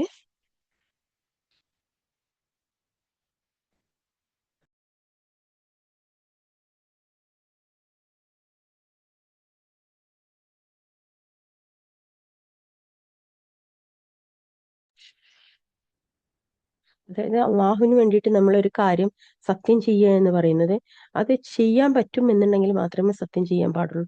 പല ആളുകളും നമ്മളെ നാടുകളിലൊക്കെ എന്തെങ്കിലും നടന്നു കിട്ടാൻ വേണ്ടിയിട്ട്, ഇന്ന കാര്യം നടന്നു കിട്ടണമെങ്കിൽ ഞാൻ ഇത്ര കൊടുത്തോളാം, ഞാൻ ഒരു പവന് പിന്നെ നെയ്യത്ത് ചെയ്യുന്നു എന്നൊക്കെ പറഞ്ഞിട്ട് നമ്മളെ കൂട്ടത്തിൽ പല ആളുകളും ചെയ്യാറുണ്ട്. നമ്മളത് ആദ്യം എന്താ ചെയ്യേണ്ടത്? ആദ്യം ധർമ്മം ചെയ്യുക, എന്നിട്ട് അതിന് ശേഷം നമ്മൾ ആ കാര്യത്തിന് വേണ്ടിയിട്ട് അതിനെ മുൻനിർത്തിയിട്ട് അള്ളാഹുവിനോട് ചോദിക്കുക എന്നുള്ളതല്ലാതെ ഒരു കാര്യം ചെയ്ത് കിട്ടിക്കഴിഞ്ഞിട്ട് ഞാൻ ചെയ്യാന്ന് പറയുന്നത് ഇതെന്താ അള്ളാനായിട്ട് നിങ്ങൾ എന്താ വില പേശുക? എനിക്ക് പിന്നെ ഞാൻ 3 നോമ്പ് നോറ്റാളാ, അള്ളാഹു എൻ്റെ മോന്റെ കാര്യം ശരിയാക്കി തരണേ, ഞാൻ ഒരു മാസം നോമ്പ് നോറ്റാളാ, എൻ്റെ ഭർത്താവിന്റെ ഇന്ന കാര്യം ശരിയാക്കി തരണേ. അള്ളാഹ്ക്ക് എന്തിനാണ് ഇങ്ങനെ ഒരു വിലപേശല്? അള്ളാഹ് എന്താ വിലപേശായിരിക്കുകയാണ് നമ്മളായിട്ട്? സുബ്ഹാനല്ലാഹ്, അള്ളാഹിനെ മനസ്സിലാക്കേണ്ട രൂപത്തിൽ നമ്മൾ മനസ്സിലാക്കിയിട്ടില്ല എന്നാണ് അതിന്റെ അർത്ഥം. അള്ളാഹിനെ മനസ്സിലാക്കേണ്ട രൂപത്തിൽ മനസ്സിലാക്കാത്തത് കൊണ്ടാണ് അങ്ങനെയൊക്കെ നമ്മൾ പറയുന്നത്. അതൊന്നും പറയാതെ നമ്മൾ ആദ്യം എന്ത് ചെയ്യുക? നമ്മൾ 3 നോമ്പ് നോൽക്കുക. എന്നിട്ടായി കഴിഞ്ഞതിന് ശേഷം അള്ളാഹുവേ, നോമ്പിനെ മുൻനിർത്തി ഞാൻ നിന്നോട് ചോദിക്കുന്നു, ഇന്ന കാര്യം നീ ശരിയാക്കി തരണേ. അല്ലെങ്കിൽ ഒരു നന്മ നമുക്ക് വന്നു കഴിഞ്ഞാൽ നമ്മൾ നേരെ നോമ്പ് നോൽക്കുക, എന്നിട്ട് അള്ളാഹുവിനോട് അതിനൊരു നന്ദി കാണിക്കുക. അല്ലാതെ ഒരു പിന്നെ കൊടുക്കൽ വാങ്ങൽ നടത്താൻ അള്ളാഹ് എന്താ നമ്മളെ അപ്പുറത്തെ വീട്ടിലത്തെ പിന്നെ അയൽവാസിയോ എനിക്ക് ഉപ്പ് തന്നാ ഞാൻ എനിക്ക് വെള്ളം തരാന്നറിയാന്? ഇതൊക്കെ അള്ളാഹിനെ വേണ്ടുന്ന വിധത്തിൽ അള്ളാഹിനെ മനസ്സിലാക്കേണ്ട രൂപത്തിൽ മനസ്സിലാക്കാത്തത് കൊണ്ടാണ് നമ്മൾ ഇങ്ങനെയുള്ള തിന്മകളൊക്കെ പറയുന്നത്. ശരിക്കും അത് അള്ളാഹിനെ കുറിച്ച് അള്ളാഹിനോട് ചെയ്യാൻ പാടില്ലാത്തൊരു കാര്യമാണ്. കാരണം ദുനിയാവില് മുഴുവനും നൽകി അല്ലേ, നമുക്ക് ആയുസ് നൽകി, ആരോഗ്യം നൽകി, ജീവിത വിഭവങ്ങൾ നൽകി, ഒക്കെ നൽകി. ഏതെങ്കിലും ഒരു കാര്യമായിരിക്കും നമുക്ക് നടക്കാതെ പോയിട്ടുണ്ടാവുക. അതിന്റെ പേരിൽ നമ്മൾ ഒരുപാട് വിഷമിക്കുകയും എന്നിട്ട് ഒരുപാട് പരാതികൾ പറയുകയും എന്നിട്ട് അള്ളാഹാനായിട്ട് ഒരു ഡീലാണ്. അതായത് ഇന്ന കാര്യം എനിക്ക് നടന്നു കിട്ടിയാൽ ഞാൻ ഇന്ന കാര്യം നിനക്ക് ചെയ്തു തരാം. അള്ളാഹ്ക്ക് നമ്മളിൽ നിന്നൊന്നും ആവശ്യമില്ല. അള്ളാഹ് ഖനിയാണ്, അതിൻ്റെ ഒന്നും ആവശ്യം റബ്ബിനില്ല. റബ്ബിന് നമ്മളെ അടുത്ത് നിന്ന് കുറെ നോമ്പ് കിട്ടിയിട്ടും നിസ്കാരം കിട്ടിയിട്ടും നമ്മളിന്ന് കുറെ സദക്ക കിട്ടിയിട്ടും അള്ളാഹ്ക്ക് എന്തിനാണ്? അള്ളാഹിന്റെ ഖജനാവ് നിറഞ്ഞു നിൽക്കുകയാണ്. സ്വർഗം മുൻകൂട്ടി നിശ്ചയിക്കപ്പെട്ടു കഴിഞ്ഞു, അത് ഉണ്ടാക്കി വെക്കുകയും ചെയ്തു എന്നാണ്. സ്വർഗമുണ്ട് നരകമുണ്ട് എന്നാണ്. അതൊക്കെ ഉണ്ടായിക്കഴിഞ്ഞു. അള്ളാഹ്ക്ക് ഇനിയൊന്നും അതിലേക്ക് നിറയ്ക്കാനൊന്നുമില്ല. നമുക്കാണ് ആവശ്യം, നമ്മളാണ് ആവശ്യക്കാർ. അപ്പൊ ആ ആവശ്യക്കാരൻ എന്ത് ചെയ്യണം? അള്ളഹാനോട് ദുആ ചെയ്തിട്ട് അള്ളഹാനോട് കാരുണ്യത്തിന് വേണ്ടിയിട്ട് ദുആ ചെയ്യുക. നമ്മൾ കർമ്മങ്ങൾ ചെയ്തിട്ട് അള്ളഹാനോട് ചോദിക്കുക, അള്ളാഹ് ഈ കർമ്മത്തെ മുൻനിർത്തി നിന്നോട് ഞാൻ ചോദിക്കുന്നു, എനിക്ക് നിന്റെ കാര്യം ശരിയാക്കി തരണേ. നമ്മൾ ദാനധർമ്മങ്ങൾ ചെയ്ത് കഴിഞ്ഞതിന് ശേഷം അള്ളഹാനോട് ചോദിക്കുക, അള്ളാഹു എനിക്ക് കാര്യം ശരിയാക്കി തരണേ. നമ്മൾ ശരിക്കും അള്ളഹാനെ മനസ്സിലാക്കേണ്ട രൂപത്തിൽ മനസ്സിലാക്കാത്തത് കൊണ്ടാണ് ഇത്രയും വലിയ വലിയ തിന്മകളും ഇത്ര വലിയ വലിയ അബദ്ധങ്ങളൊക്കെ നമ്മൾ പറയുന്നത്. അള്ളാഹിനെ മനസ്സിലാക്കേണ്ട രൂപത്തിൽ മനസ്സിലാക്കുക. അള്ള എല്ലാ കാര്യങ്ങളും തരും, എല്ലാതും തരും. ദുനിയാവിലൊന്നും അള്ള വെച്ചിട്ട് നമുക്ക് വേണ്ടിയിട്ടല്ലാതെ സൃഷ്ടിച്ചിട്ടില്ല. അപ്പം ദുനിയാവിൽ സൃഷ്ടിക്കപ്പെട്ട എല്ലാ കാര്യങ്ങളും അല്ല നമുക്ക് വേണ്ടിയിട്ട് തന്നെയാണ് സൃഷ്ടിച്ചിട്ടുള്ളത്. നമ്മൾ ചോദിച്ച് വാങ്ങിക്കേണ്ടത് നമ്മളെ മേലുള്ള ബാധ്യത, നമ്മൾ കടമ. അല്ലാതെ അള്ളാഹ്ക്ക് അത് കൊണ്ടുവന്ന് നമുക്ക് കൊണ്ടുതരാന് നമ്മളെ അയൽവാസിയൊന്നുമല്ല അള്ളാഹു സുബ്ഹാനഹു വ തആല. അള്ളാഹു ആകാശ ഭൂമികളുടെ സൃഷ്ടാവാണ്. അള്ളാഹ്ക്ക് ഈ ആകാശങ്ങളും ഭൂമികളും ഒക്കെ എന്ന് പറഞ്ഞാല് ഒരൊറ്റ ദിവസമേ ഉള്ളൂ. ആ ഒറ്റ ദിവസം എന്ന് പറഞ്ഞാൽ 1000 വർഷങ്ങൾക്ക് തുല്യമാണ്. നമ്മൾ അതിലെ ഒരു ഒരു ഒരു ഒരു മണിക്കൂറാണ് നമ്മൾ അല്ലെ, ഒരു മണിക്കൂറുണ്ട് നമ്മള് അള്ളാഹിന്റെ മുമ്പിൽ. അപ്പൊ അത്രയും റബ്ബിനെ കുറിച്ച് വേണ്ട വിധത്തിൽ അള്ളാഹുവിനെ അറിയേണ്ട രൂപത്തിൽ അറിയാത്തത് കൊണ്ടാണ് നമ്മൾ ഇത്ര വലിയ തിന്മകളൊക്കെ പറയുന്നത്. അതിനെ കുറിച്ചിട്ട് നമ്മൾ ശരിക്കും മനസ്സിലാക്കിയിട്ടില്ല. അള്ളാഹ് ആരാണെന്ന് ശരിക്കും നമ്മുടെ ഉള്ളിൽ കയറിയിട്ടില്ല. അതുകൊണ്ടാണ്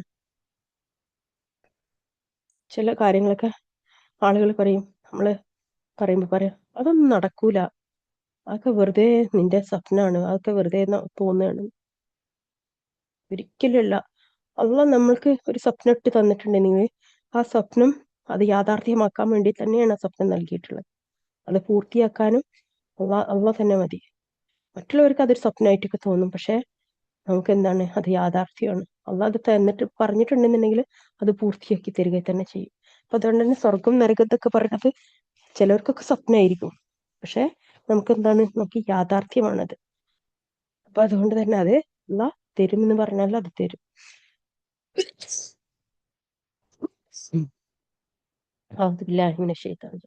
അതിനുശേഷം അള്ളാഹു സുബ്ഹാനഹു വ തആല പറയുന്നു 27-ാമത്തെ ആയത്ത്, പിന്നീട് അവരുടെ പിന്നിലായി നാം നമ്മുടെ ദൂതന്മാരെ തുടർന്നയച്ചു.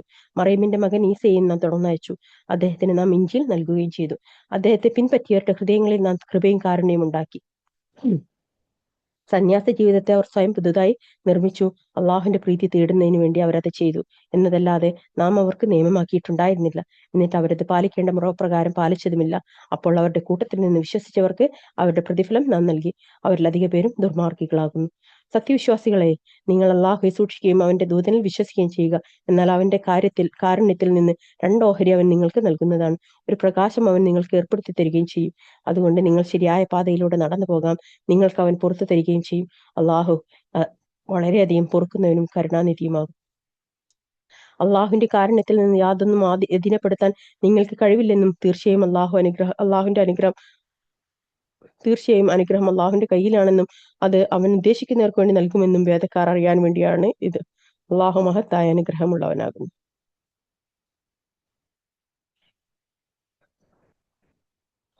അള്ളാഹുലും അവന്റെ ദൂതനിൽ വിശ്വസിച്ചാൽ 2 നൂറ് കൊണ്ടാണ് നമ്മൾ അള്ളാഹു സുബ്ഹാനഹു വ തആല അനുഗ്രഹിക്കുക എന്നുള്ളതാണ്. ഓക്കെ, അതിനുശേഷം അള്ളാഹു സുബ്ഹാനഹു വ തആല സൂറത്തുൽ മുജാദില, തർക്കിക്കുന്നവൾ. സൂറത്തുൽ മുജാഹിദ മദീനയിലാണ് അവതരിച്ചത്. 22 ആയത്താണുള്ളത്. ഇസ്ലാമിന്റെ മുമ്പായിട്ട് ജാഹ്ലിയ കാലഘട്ടത്തില് സ്ത്രീകളെ വിവാഹമോചനം ചെയ്തിരുന്ന സമ്പ്രദായത്തിന്റെ പേരായിരുന്നു ലിഹാർ എന്ന്. അതായത് ഭാര്യയോട് പറയാ, നീ എന്റെ ഉമ്മാന്റെ മുതുക് പോലെയാണെന്ന് പറയാം.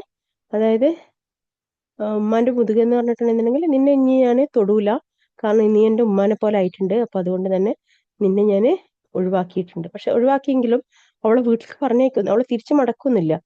സ്വന്തം വീട്ടിൽ തന്നെ നിൽക്കുക, അവന്റെ വീട്ടിൽ തന്നെ നിൽക്കുക. പക്ഷെ അവളുമായിട്ട് യാതൊരു ബന്ധവും എനിക്ക് ഉണ്ടാവില്ല. അവൾ മക്കളെ നോക്കി ജീവിക്കുന്ന ഒരാളായിട്ട് അവിടെ നിൽക്കുക. പിന്നീട് അവർക്കിടയിൽ ഭാര്യ-ഭർത്തൃബന്ധം ഉണ്ടാകൂല എന്നാണ് അർത്ഥം.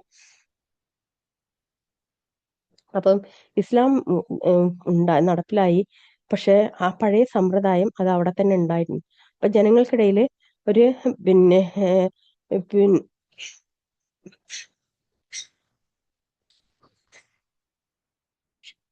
വിവാഹമോചനം എന്ന് പറയുന്നത് ഇങ്ങനെ തന്നെ ആയിട്ടായിരുന്നു ആളുകൾ നടപ്പിലാക്കിക്കൊണ്ടിരുന്നത്. അപ്പം ഔസുബിന് സാമിത്ത് എന്ന് പറഞ്ഞിട്ടുള്ള ഒരാള്, അയാള് വൃദ്ധനായി, ഭയങ്കര പ്രായമായി. കാരണം അയാള് ഇസ്ലാമിന്റെ മുമ്പ് ഉണ്ടായിരുന്ന ആളാണ്. അപ്പൊ ഇസ്ലാമിലേക്ക് വന്നു, പക്ഷെ എന്തായില്ല, അയാള് പ്രായമായിട്ടുണ്ട്. അപ്പൊ അയാള് ഭാര്യയുമായിട്ട് അയാൾക്ക് ചില അസ്വാരസ്യങ്ങൾ ഉണ്ടായി. അതായത് പ്രായമായപ്പം അയാൾക്ക് ഓർമ്മിപ്പിച്ചത്, അയാള് പിന്നെ സ്വഭാവത്തിലൊക്കെ മാറ്റം വരിക, അങ്ങനെയൊക്കെ ഉണ്ടാവുമല്ലോ പ്രായമാകുമ്പോൾ. അങ്ങനെ അയാൾക്ക് വന്നു. അപ്പം ഒരു ദിവസം വീട്ടില് ഭാര്യയുമായിട്ട് സംസാരം നടന്നപ്പോൾ അയാള് ഈ ലിഹാറിന്റെ വാക്ക് പറഞ്ഞു ഭാര്യന്റെ അടുത്ത്. അപ്പൊ അയാള് വൃദ്ധനാണെങ്കിൽ അയാളുടെ ഭാര്യയും വൃത്തിയായിരിക്കുമല്ലോ, കുട്ടികളൊക്കെ വലുതായിട്ടുണ്ടാവും. അപ്പൊ ആ സമയത്താണ് ഇത് പറയുന്നത്. ഭാര്യന്റെ പേര് ഹൗല എന്നായിരുന്നു. അങ്ങനെ അയാളെ പറഞ്ഞു കഴിഞ്ഞ് കുറച്ച് കഴിഞ്ഞപ്പോ അയാൾക്ക് എന്തായി, അയാൾക്ക് ഖേദം വന്നു. അയാൾക്ക് പറഞ്ഞ് തെറ്റായി പോയി എന്ന് തോന്നി. പക്ഷെ തിരിച്ചു മടക്കാൻ പറ്റില്ല, കാരണം അങ്ങനെയാണ് അവര് നിശ്ചയിച്ചു വന്നിരുന്നത്. വിവാഹമോചനം നടക്കുന്നതിന്റെ വാക്കായിട്ടാണ് ഇത് വാക്ക് പറഞ്ഞിരുന്നത്. അപ്പൊ അതുകൊണ്ട് തന്നെ ഇനി എന്ത് ചെയ്യുമെന്ന് അവർക്ക് 2 പേർക്കും അറിയുന്നില്ല. അങ്ങനെ പറഞ്ഞു പോയ വാക്ക് തെറ്റായി പോയെന്ന് തോന്നി. അപ്പൊ ഭാര്യന്റെ അടുത്തേക്ക് അയാള് തിരിച്ചു മടങ്ങി ചെന്നു, ഭാര്യ ഭർത്തൃ ബന്ധത്തിന് വേണ്ടിയിട്ട്. പക്ഷെ ഭാര്യ അതിന് സമ്മതിച്ചില്ല. ഭാര്യ പറഞ്ഞു വിഹാറ് കഴിഞ്ഞു, അപ്പൊ അതുകൊണ്ട് തന്നെ വിവാഹമോചനം നടന്നു കഴിഞ്ഞ സ്ഥിതിക്ക് ഇനി നിങ്ങൾ എനിക്ക് ഭർത്താവായിട്ട് സ്വീകരിക്കാൻ പറ്റൂല എന്ന് പറഞ്ഞു. എന്നിട്ട് ഞാൻ അള്ളാഹുവിനോടും അവന്റെ റസൂലിനോടും ചോദിച്ചു നോക്കട്ടെ ഇതിന്റെ വിധി എന്താണെന്ന് പറഞ്ഞിട്ട് അവർ റസൂൽദാന്റെ അടുത്ത് വരികയാണ്. ഓക്കെ,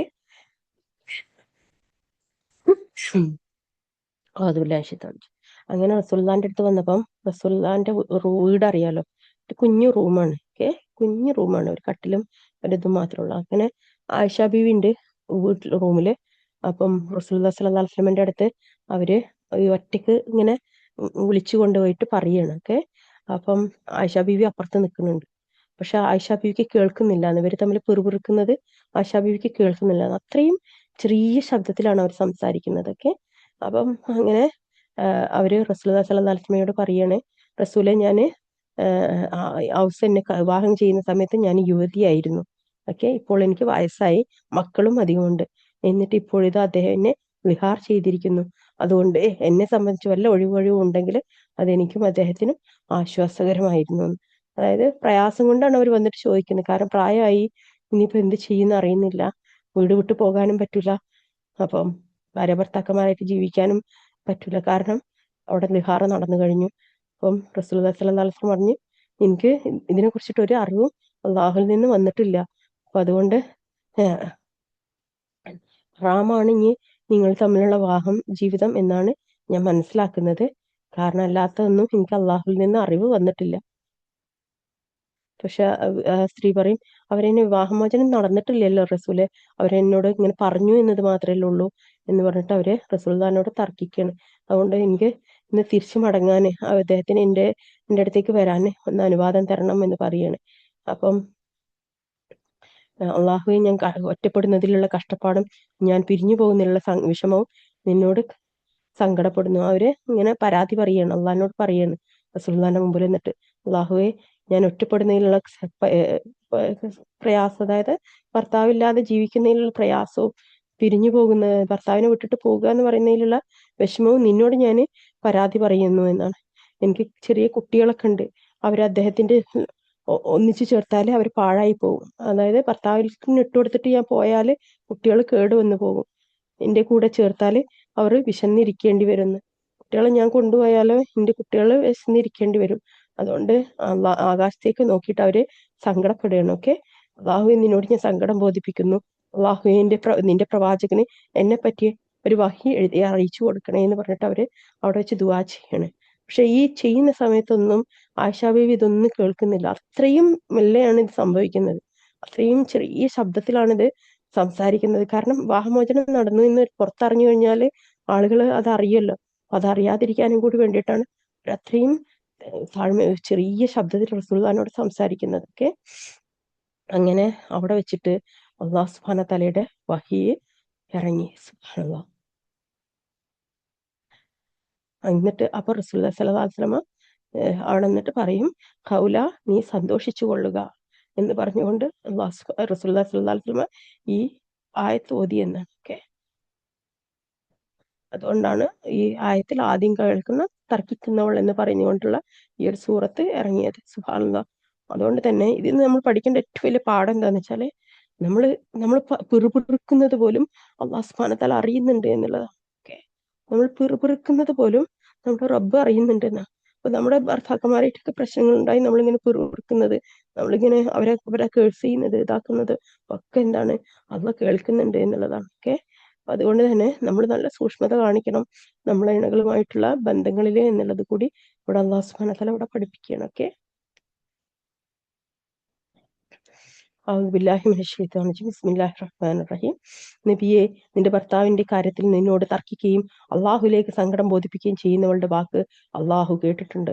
അള്ളാഹു നിങ്ങൾ രണ്ടുപേരുടെയും സംഭാഷണം കേട്ടുകൊണ്ടിരിക്കുകയാണ്. തീർച്ചയായും അള്ളാഹു എല്ലാം കേൾക്കുന്നവനും കാണുന്നവനുമാണ്.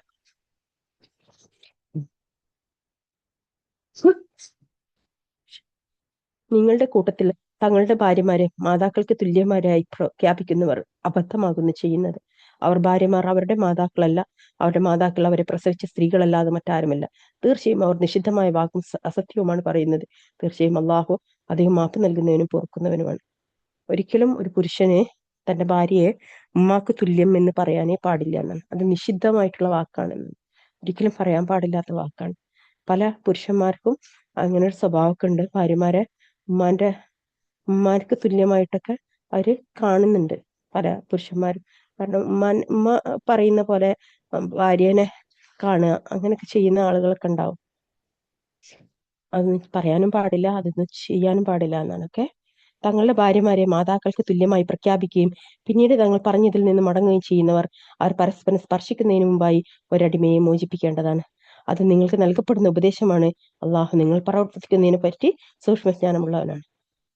ഇതാണ് ഇസ്ലാമിലെ നമ്മളെ പ്രായശ്ചിത്തം ചെയ്യുന്നതിൻ്റെ ഉള്ള അടിസ്ഥാനം. നമ്മൾ ഒരു തിന്മ ചെയ്തു കഴിഞ്ഞാൽ തിന്മയിൽ നിന്ന് മോചനം നേടണമെന്നുണ്ടെങ്കിൽ നമ്മൾ ഒരു അടിമയെ മോചിപ്പിക്കണം ഫസ്റ്റ്. ഓക്കെ, ഇനി അത് അടിമയെ മോചിപ്പിക്കാൻ പറ്റിയില്ല, അടിമ എന്ന് പറഞ്ഞിട്ടുണ്ടെങ്കിൽ അന്നത്തെ കാലഘട്ടത്തിലൊക്കെ അടിമയെ മോചിപ്പിക്കാതാണ് ഇത്രയും പൈസ വേണം.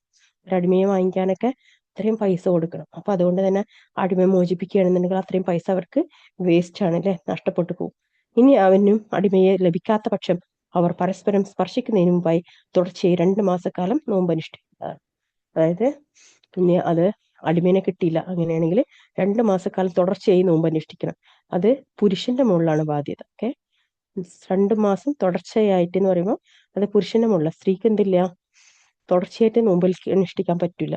അപ്പൊ അതുകൊണ്ട് തന്നെ തുടർച്ചയായിട്ട് നോമ്പ് അനുഷ്ഠിക്കുക എന്ന് പറഞ്ഞാൽ അത് പുരുഷന്റെ മുകളിലുള്ള ബാധ്യതയാണ്. ഓക്കെ, വല്ലവനും അത് സാധ്യമാക്കാത്ത പക്ഷം 60 അഗതികൾക്ക് ആഹാരം നൽകേണ്ടതാണ്. ഇനി ആ 2 മാസം നോമ്പ് എടുക്കാൻ പറ്റുന്നില്ല, നമ്മുടെ ശാരീരികാവസ്ഥ അതിനെ സമ്മതിക്കുന്നില്ല എങ്കിൽ എന്ത് ചെയ്യണം, 60 അഗതികൾക്ക് ആഹാരം നൽകണം എന്നാണ്.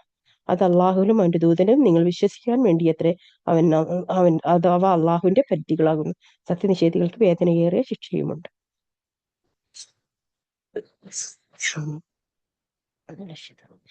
ഇപ്പം എന്താണ് ഒരു ഇസ്ലാമില് നമുക്ക് നമ്മളെ പ്രായശ്ചിത്തം ചെയ്യേണ്ട എന്തെങ്ങനെയാണ്, അടിമയെ മോചിപ്പിക്കുക, അല്ലെങ്കിൽ 2 മാസക്കാലം തുടർച്ചയായിട്ട് നോമ്പ് അനുഷ്ഠിക്കുക.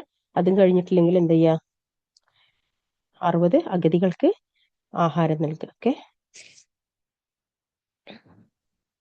തീർച്ചയായും അള്ളാഹുയും ദൂതനെയും എതിർത്ത് കൊണ്ടിരിക്കുന്നവർ അവരുടെ മുമ്പുള്ളവർ വഷളാക്കപ്പെട്ടതുപോലെ വഷളാക്കപ്പെടുന്നതാണ്. സുവ്യക്തമായ പല തെളിവുകളും നാം അവതരിപ്പിച്ചിട്ടുണ്ട്. സത്യനിഷേധികൾക്ക് അപമാനകരമായ ശിക്ഷയുമുണ്ട്. അള്ളാഹു അവരെല്ലാം ഉയർത്തെഴുന്നേൽപ്പിക്കപ്പെടുകയും എന്നിട്ട് അവർ പ്രവർത്തിച്ചതിനെ പറ്റി അവരെ വിവരമറിയിക്കുകയും ചെയ്യുന്ന ദിവസം അള്ളാഹു അത് തിട്ടപ്പെടുത്തുകയും അവരത് മറന്നു പോവുകയും ചെയ്തു. അള്ളാഹു ഏത് കാര്യത്തിനും സാക്ഷിയാകുന്നു. ആകാശങ്ങളിലുള്ളതും ഭൂമിയിലുള്ളതും അള്ളാഹു അറിയുന്നുണ്ടെന്ന് നീ കാണുന്നില്ലേ? 3 പേർ തമ്മിലുള്ള യാതൊരു രഹസ്യ സംഭാഷണവും അള്ളാഹു അവർക്ക് നാലാമനായിക്കൊണ്ടല്ലാതെ ഉണ്ടാവുകയില്ല. 5 പേരുടെ സംഭാഷണമാണെങ്കിൽ അവൻ അവർക്ക് ആറാമനായിക്കൊണ്ടല്ലാതെ. അതിനേക്കാൾ കുറഞ്ഞവരുടെയോ കൂടിയവരുടെയോ സംഭാഷണമാണെങ്കിൽ അവർ എവിടെയായിരുന്നാലും അവൻ അവരോടൊപ്പം ഉണ്ടായിട്ടല്ലാതെ. പിന്നീട് ഉയർത്തെഴുന്നേൽപ്പിന്റെ നാൾ അവർ പ്രവർത്തിച്ചതിനെ പറ്റി അവരെ അവൻ വിവരം അറിയിക്കുന്നതാണ്. തീർച്ചയായും അള്ളാഹു ഏത് കാര്യത്തെപ്പറ്റി അറിവുള്ളവനാകുന്നു. രഹസ്യ സംഭാഷണം നടത്തുന്നതിൽ നിന്ന് വിലക്കപ്പെട്ടവരെ നീ കണ്ടില്ലേ? പിന്നീട് അവർ ഏതൊന്നിൽ നിന്ന് വിലക്കപ്പെട്ടുവോ അതിലേക്ക് അവർ മടങ്ങുന്നു. പാപത്തിലും അതിക്രമത്തിലും റസൂലിനെ ധിക്കരിക്കുന്നവനും അവർ പരസ്പരം രഹസ്യോപദേശം നടത്തുകയും ചെയ്യുന്നു. അവർ നിന്റെ അടുത്ത് വന്നാൽ നിന്നെ അള്ളാഹു അഭിവാദ്യം ചെയ്തിട്ടില്ലാത്ത രീതിയിൽ അവർ നിനക്ക് അഭിവാദ്യം വർദ്ധിപ്പിക്കുകയും ചെയ്യുന്നു. ഞങ്ങൾ ഈ പറയുന്നതിന്റെ പേരിൽ അള്ളാഹു ഞങ്ങൾ ശിക്ഷിക്കാതിരിക്കുന്നത് എന്തുകൊണ്ടാണ് അവർ അന്യോന്യം പറയുകയും ചെയ്യും. അവർക്ക് നരകം മതി, അവർ അതിൽ എരിയുന്നതാണ്. ആ പര്യവസാനം ചീത്ത തന്നെ. അതായത് റസൂലുള്ളാഹി സ്വല്ലല്ലാഹു അലൈഹി വസല്ലമയുടെ അടുത്തേക്ക് സന്ധിക്ക് വേണ്ടിയിട്ട് വരുന്ന ആളുകൾ, യഹൂദരൊക്കെ അന്യ മതസ്ഥരൊക്കെ വരുമ്പം അവര് റസൂലുള്ളാഹിനോട് പിന്നെ ഈ നമ്മള് പിന്നെ അസ്സലാമു അലൈക്കും എന്ന് പറയില്ല, അതുപോലെ പറയും. ഓക്കെ, അവര് പിന്നെ ചീത്ത വാക്കുകൾ ഉപയോഗിച്ചിട്ടൊക്കെ അവര് അസ്സാമ അലൈക്കും എന്ന് പറയും. ഓക്കെ, അസ്സലാം എന്നുള്ളത് ശാന്തി ഉണ്ടാവട്ടെ എന്നാണ്. രണ്ടാമത്തെ അസ്സാം എന്ന് പറഞ്ഞിട്ടുണ്ടെന്നുണ്ടെങ്കിൽ നിങ്ങൾക്ക് മരണം ഉണ്ടാകട്ടെ എന്നാണ്. ഓക്കെ, ആയിഷ റളിയല്ലാഹു അൻഹ പറയാണ്, ഒരിക്കൽ കുറെ യഹൂദികൾ വന്ന് റസൂലുള്ളാഹി സ്വല്ലല്ലാഹു അലൈഹി വസല്ലം അസ്സലാമു അലൈക്ക എന്ന് സലാം പറയുന്നത് ഞാൻ കേട്ടു, മനസ്സിലാക്കി. ഞാൻ ഇങ്ങനെ പറഞ്ഞു, നിങ്ങൾക്ക് മരണവും ശാപവും ഭവിക്കട്ടെ എന്ന്. അതായത് തിരിച്ച് റസൂലുള്ളാഹിനെ ഇങ്ങനെ പറയുന്നത് കേട്ടപ്പം അവർക്ക് ഗീറത്ത് വന്നിട്ട് അവർ പറഞ്ഞു, നിങ്ങൾക്കാണ് ശാപവും മരണവും ഉള്ളത് എന്ന്. ഓക്കെ, അപ്പം റസൂലുള്ളാഹി സ്വല്ലല്ലാഹു അലൈഹി വസല്ലം പറഞ്ഞു, ആയിഷ ക്ഷമിക്കൂ, എല്ലാ കാര്യത്തിലും മയം പ്രവർത്തിക്കുന്നത് അള്ളാഹു ഇഷ്ടപ്പെടുന്നു. അതായത് ആളുകൾ ഇങ്ങനെ കുറ്റപ്പെടുത്തിയാൽ ഇതാക്കിയാലൊക്കെ തിരിച്ചു പറയുമ്പോഴും എന്ത് ചെയ്യാ, മയത്തോട് കൂടിയിട്ട് പറയാന്ന്. നമ്മള് ഭയങ്കരമായിട്ട് കേഴ്സ് ചെയ്തിട്ട് ഒന്നും ആളുകളോട് പറയരുത് എന്നാണ്. അവർ പറഞ്ഞത് അങ്ങനെ കേട്ടില്ലേ എന്ന്. അപ്പൊ ആയിഷ ബീവി ചോദിക്കാണ്, അവർ പറഞ്ഞേ കേട്ടില്ലേ റസൂലേ? അപ്പൊ പറഞ്ഞു, ഞാൻ അലൈക്കും എന്ന് പറഞ്ഞല്ലോ എന്ന്. അതായത് അവർ അസ്സാം അലൈക്കും എന്ന് പറഞ്ഞപ്പോ റസൂലുള്ളാഹി സ്വല്ലല്ലാഹു അലൈഹി വസല്ലം അലൈക്കും എന്ന് പറഞ്ഞു. അതായത് നിങ്ങൾക്ക് ശാപം ഉണ്ടാവട്ടെ എന്ന് പറഞ്ഞപ്പോ, നിങ്ങൾക്ക് മരണം ഉണ്ടാവട്ടെ എന്ന് പറഞ്ഞപ്പോ റസൂലുള്ളാഹി സ്വല്ലല്ലാഹു അലൈഹി വസല്ലം നിങ്ങൾക്കും എന്ന് പറഞ്ഞിട്ട് നിർത്തി റസൂലുള്ളാഹി സ്വല്ലല്ലാഹു അലൈഹി വസല്ലം. അപ്പം പിന്നെ അതായത് മയത്തോടു കൂടി തന്നെ അവർക്ക് എന്ത് ചെയ്യുക, അവർക്ക് മറുപടി കൊടുക്കുക എന്നുള്ളതാണ്. അപ്പം പിന്നെ നിങ്ങൾക്ക് മരണം ഉണ്ടാവട്ടെ എന്ന് വെച്ചപ്പോൾ റസൂലുള്ളാഹി സ്വല്ലല്ലാഹു അലൈഹി വസല്ലം തിരിച്ചു അലൈക്കും, നിങ്ങൾക്കും അതുണ്ടാവട്ടെ എന്ന്. അപ്പം പിന്നെ ഈ യഹൂദിയരെ പരസ്പരം അങ്ങോട്ടും ഇങ്ങോട്ടും പറയാണ്, റസൂലുള്ളാഹിനെ ഇങ്ങനെ പറയുന്നത് പിന്നെ ഇങ്ങനെ പറഞ്ഞിട്ട് നമുക്ക് എന്തെങ്കിലും ശിക്ഷ വരികയാണെങ്കിൽ കാണേണ്ടതല്ലേ, എന്താ ശിക്ഷ ഒന്നും വരാത്തതെന്ന്. അപ്പം അതാണ് അള്ളാഹു ഇതിൽ പറയുന്നത്, അവർക്ക് ജഹന്നം തന്നെ മതിയെന്ന്. അതായത് നാളെ നരക ശിക്ഷയാണ് അവർക്കുള്ളത്, അല്ലാതെ ദുനിയാവിൽ അവർക്കൊന്നും കൊടുക്കൂല എന്ന്. അതുകൊണ്ട് തന്നെ ശിക്ഷ അത് നരകത്തിൽ നിന്ന് കിട്ടുന്ന ശിക്ഷയാണ്. ശിക്ഷ ദുനിയാവിൽ എന്താണ്, പരീക്ഷണങ്ങൾ മാത്രമാണ് ഉണ്ടാവുക. അതിനുശേഷം അല്ലാഹു സുബ്ഹാനഹു വ തആല പറയുന്നു, സത്യവിശ്വാസികളെ, നിങ്ങൾ രഹസ്യ സംഭാഷണം നടത്തുകയാണെങ്കിൽ അധർമ്മത്തിനും അതിക്രമത്തിനും റസൂലിന്റെ ധിക്കാരത്തിനും നിങ്ങൾ രഹസ്യ സംഭാഷണം നടത്തരുത്. പുണ്യത്തിന്റെയും ഭയഭക്തിയുടെയും കാര്യത്തിൽ നിങ്ങൾ രഹസ്യ ഉപദേശം നടത്തുക. ഏതൊരു അള്ളാഹുലേക്ക് നിങ്ങൾ ഒരുമിച്ച് കൂട്ടപ്പെടുന്നുവോ അവനെ നിങ്ങൾ സൂക്ഷിക്കുകയും ചെയ്യുക. ആ രഹസ്യ സംഭാഷണം പിശാചിൽ നിന്നുള്ളത് മാത്രമാണ് സത്യവിശ്വാസികളെ ദുഃഖിപ്പിക്കാൻ വേണ്ടിയാകുന്നത്. എന്നാൽ അള്ളാഹുവിന്റെ അനുമതി കൂടാതെ അത് അവർക്ക് യാതൊരു ഉപദ്രവവും ചെയ്യുന്നതല്ല. സത്യവിശ്വാസികൾ അള്ളാഹുവിന്റെ മേൽ പരമേൽപ്പിച്ചു കൊള്ളട്ടെ. സത്യവിശ്വാസികളെ, നിങ്ങൾ സദസ്സുകളെ സൗകര്യപ്പെടുത്തി കൊടുക്കുകയെന്ന് നിങ്ങളോട് പറയപ്പെട്ടാൽ നിങ്ങൾ സൗകര്യപ്പെടുത്തി കൊടുക്കണം. എങ്കിൽ അള്ളാഹു നിങ്ങൾക്കും സൗകര്യപ്പെടുത്തി തരുന്നതാണ്. നിങ്ങൾ എഴുന്നേറ്റ് പോകണമെന്ന് പറയപ്പെട്ടാൽ നിങ്ങൾ എഴുന്നേറ്റ് പോകണം. നിങ്ങളിൽ നിന്ന് വിശ്വസിച്ചവരെയും വിജ്ഞാനം നൽകപ്പെട്ടവരെയും അള്ളാഹു പല പടികൾ ഉയർത്തുന്നതാണ്. അള്ളാഹു നിങ്ങൾ പ്രവർത്തിക്കുന്നതിനെ പറ്റി സൂക്ഷ്മമായി അറിയുന്നവനാകുന്നു. ഒരു സദസ്സിൽ നമ്മൾ ചെല്ലുമ്പോൾ, അല്ലെങ്കിൽ സദസ്സിൽ നമ്മൾ ഇരിക്കുകയാണെങ്കിൽ, പുതിയത് ഒരാളെ വരികയാണെങ്കിൽ നമ്മൾ അവർക്ക് വേണ്ടിയിട്ട് സൗകര്യം ചെയ്തു കൊടുക്കണം. പല സ്ത്രീകളുടെ കൂട്ടത്തിലാണ് ഇങ്ങനെയൊക്കെ വരിക. പുരുഷന്മാര് ഒതുങ്ങിയിരിക്കും, പക്ഷെ സ്ത്രീകള് ഒരിക്കലും അവരുടെ സ്ഥലം അവര് ഒഴിച്ചു കൊടുക്കൂല. അവരൊന്നും ഒതുങ്ങിയിരുന്ന് കൊടുക്കൂല. അവര് പിന്നെ നമസ്കാരത്തിലേക്കൊക്കെ ആണെന്നുണ്ടെങ്കിൽ അവര് ഭയങ്കര സ്ഥലം കിട്ടാൻ വേണ്ടിയിട്ടൊക്കെ അവര് ഒരുപാട് വിശദമായിട്ടൊക്കെ ഇരിക്കും. കാരണം ആളുകൾ ഇടയിൽ കയറി വന്നാല് അവർക്ക് പിന്നെ നിസ്കരിക്കുമ്പോൾ ഒരു സുഖം കിട്ടൂല എന്ന് തോന്നിയിട്ടൊക്കെ ഭയങ്കരമായിട്ട് സ്ഥലമൊക്കെ ഒക്യുപ്പൈ ചെയ്യുന്ന ആളുകളൊക്കെ ഉണ്ടാവും. ഒരിക്കലും ചെയ്യാൻ പാടില്ലാത്തൊരു കാര്യമാണ്. ജനങ്ങൾക്ക് സൗകര്യം ചെയ്തു കൊടുക്കണം. അവർക്ക് സ്ഥലം നമ്മുടെ അടുത്തില്ലെങ്കിൽ വേറെ സ്ഥലത്തെങ്കിലും നമ്മൾ അതിനുള്ള സൗകര്യത്തിന് വേണ്ടിയിട്ട് നമ്മളൊന്ന് പറഞ്ഞു കൊടുക്കണം. മറ്റൊരാളുടെ ഒന്ന് ഒതുങ്ങി കൊടുക്കുക, അവരിരുന്നോട്ടെ, അങ്ങനെ പറയണം. ഒരിക്കലും നമ്മളെ കാര്യം മാത്രം നോക്കിയിട്ട് നമ്മൾ സ്ഥലം പിടിച്ചു വെക്കാനൊന്നും പാടില്ല എന്നുള്ളതാണ് ഇവിടെ പഠിക്കുന്നതൊക്കെ. സത്യവിശ്വാസികളെ, നിങ്ങൾ റസൂലുമായി രഹസ്യ സംഭാഷണം നടത്തുകയാണെങ്കിൽ നിങ്ങളുടെ രഹസ്യ സംഭാഷണത്തിന്റെ മുമ്പായി എന്തെങ്കിലും ഒരു ദാനം നിങ്ങൾ അർപ്പിക്കുക. അതാണ് നിങ്ങൾക്ക് ഉത്തമവും കൂടുതൽ പരിശുദ്ധമായിട്ടുള്ള. ഇനി നിങ്ങൾക്ക് ദാനം ചെയ്യാനൊന്നും കിട്ടിയില്ലെങ്കിൽ തീർച്ചയായും അല്ലാഹു ഏറെ പൊറുക്കുന്നതിനും കരുണാനിധിയാകും. അതായത് റസൂലുള്ളാഹി സ്വല്ലല്ലാഹു അലൈഹി വസല്ലമയോട് സംസാരിക്കുമ്പോൾ പോവുകയും എന്താ ചെയ്യണം, നമ്മൾ ദാനധർമ്മം ചെയ്യണം എന്നുള്ളതാണ്. അന്ന് സഹാബികൾക്കിടയിൽ പലരും പലതും ചോദിച്ചുകൊണ്ട് ചെല്ലും റസൂലുള്ളാഹി സ്വല്ലല്ലാഹു അലൈഹി വസല്ലമയുടെ അടുത്തൊക്കെ.